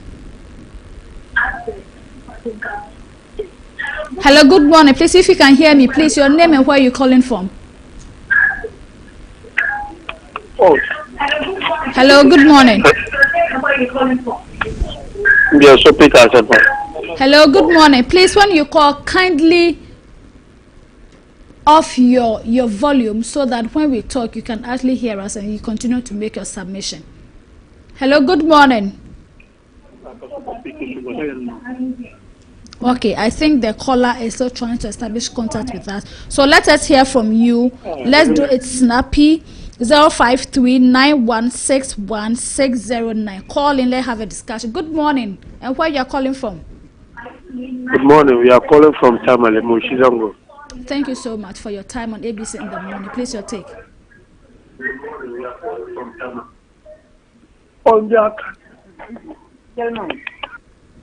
Okay, so the caller is still listening to himself.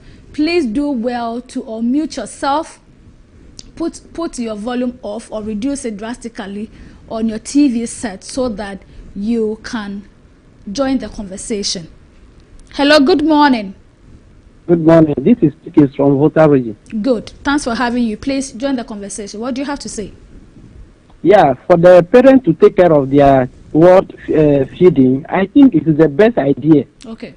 Because when our kids come home, we normally cater for their some of the food items before they went back for the how do you call it, to the campus for returning from the holidays. Okay. So I think when they allow parents to cater for the food, this kind of catastrophe, I don't think it will happen again.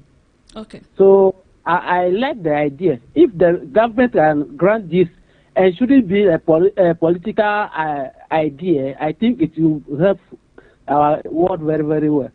Thank you too. Thank you so much for your time and then your contribution. We are here to serve you. In fact, we cannot do this without you. So please call in and then let's have a conversation on 0539161 Hello, good morning, caller. Your name and where you are calling from. Yeah, good morning. I'm calling my team, calling from Tamale. Great. What is your take? Join the conversation.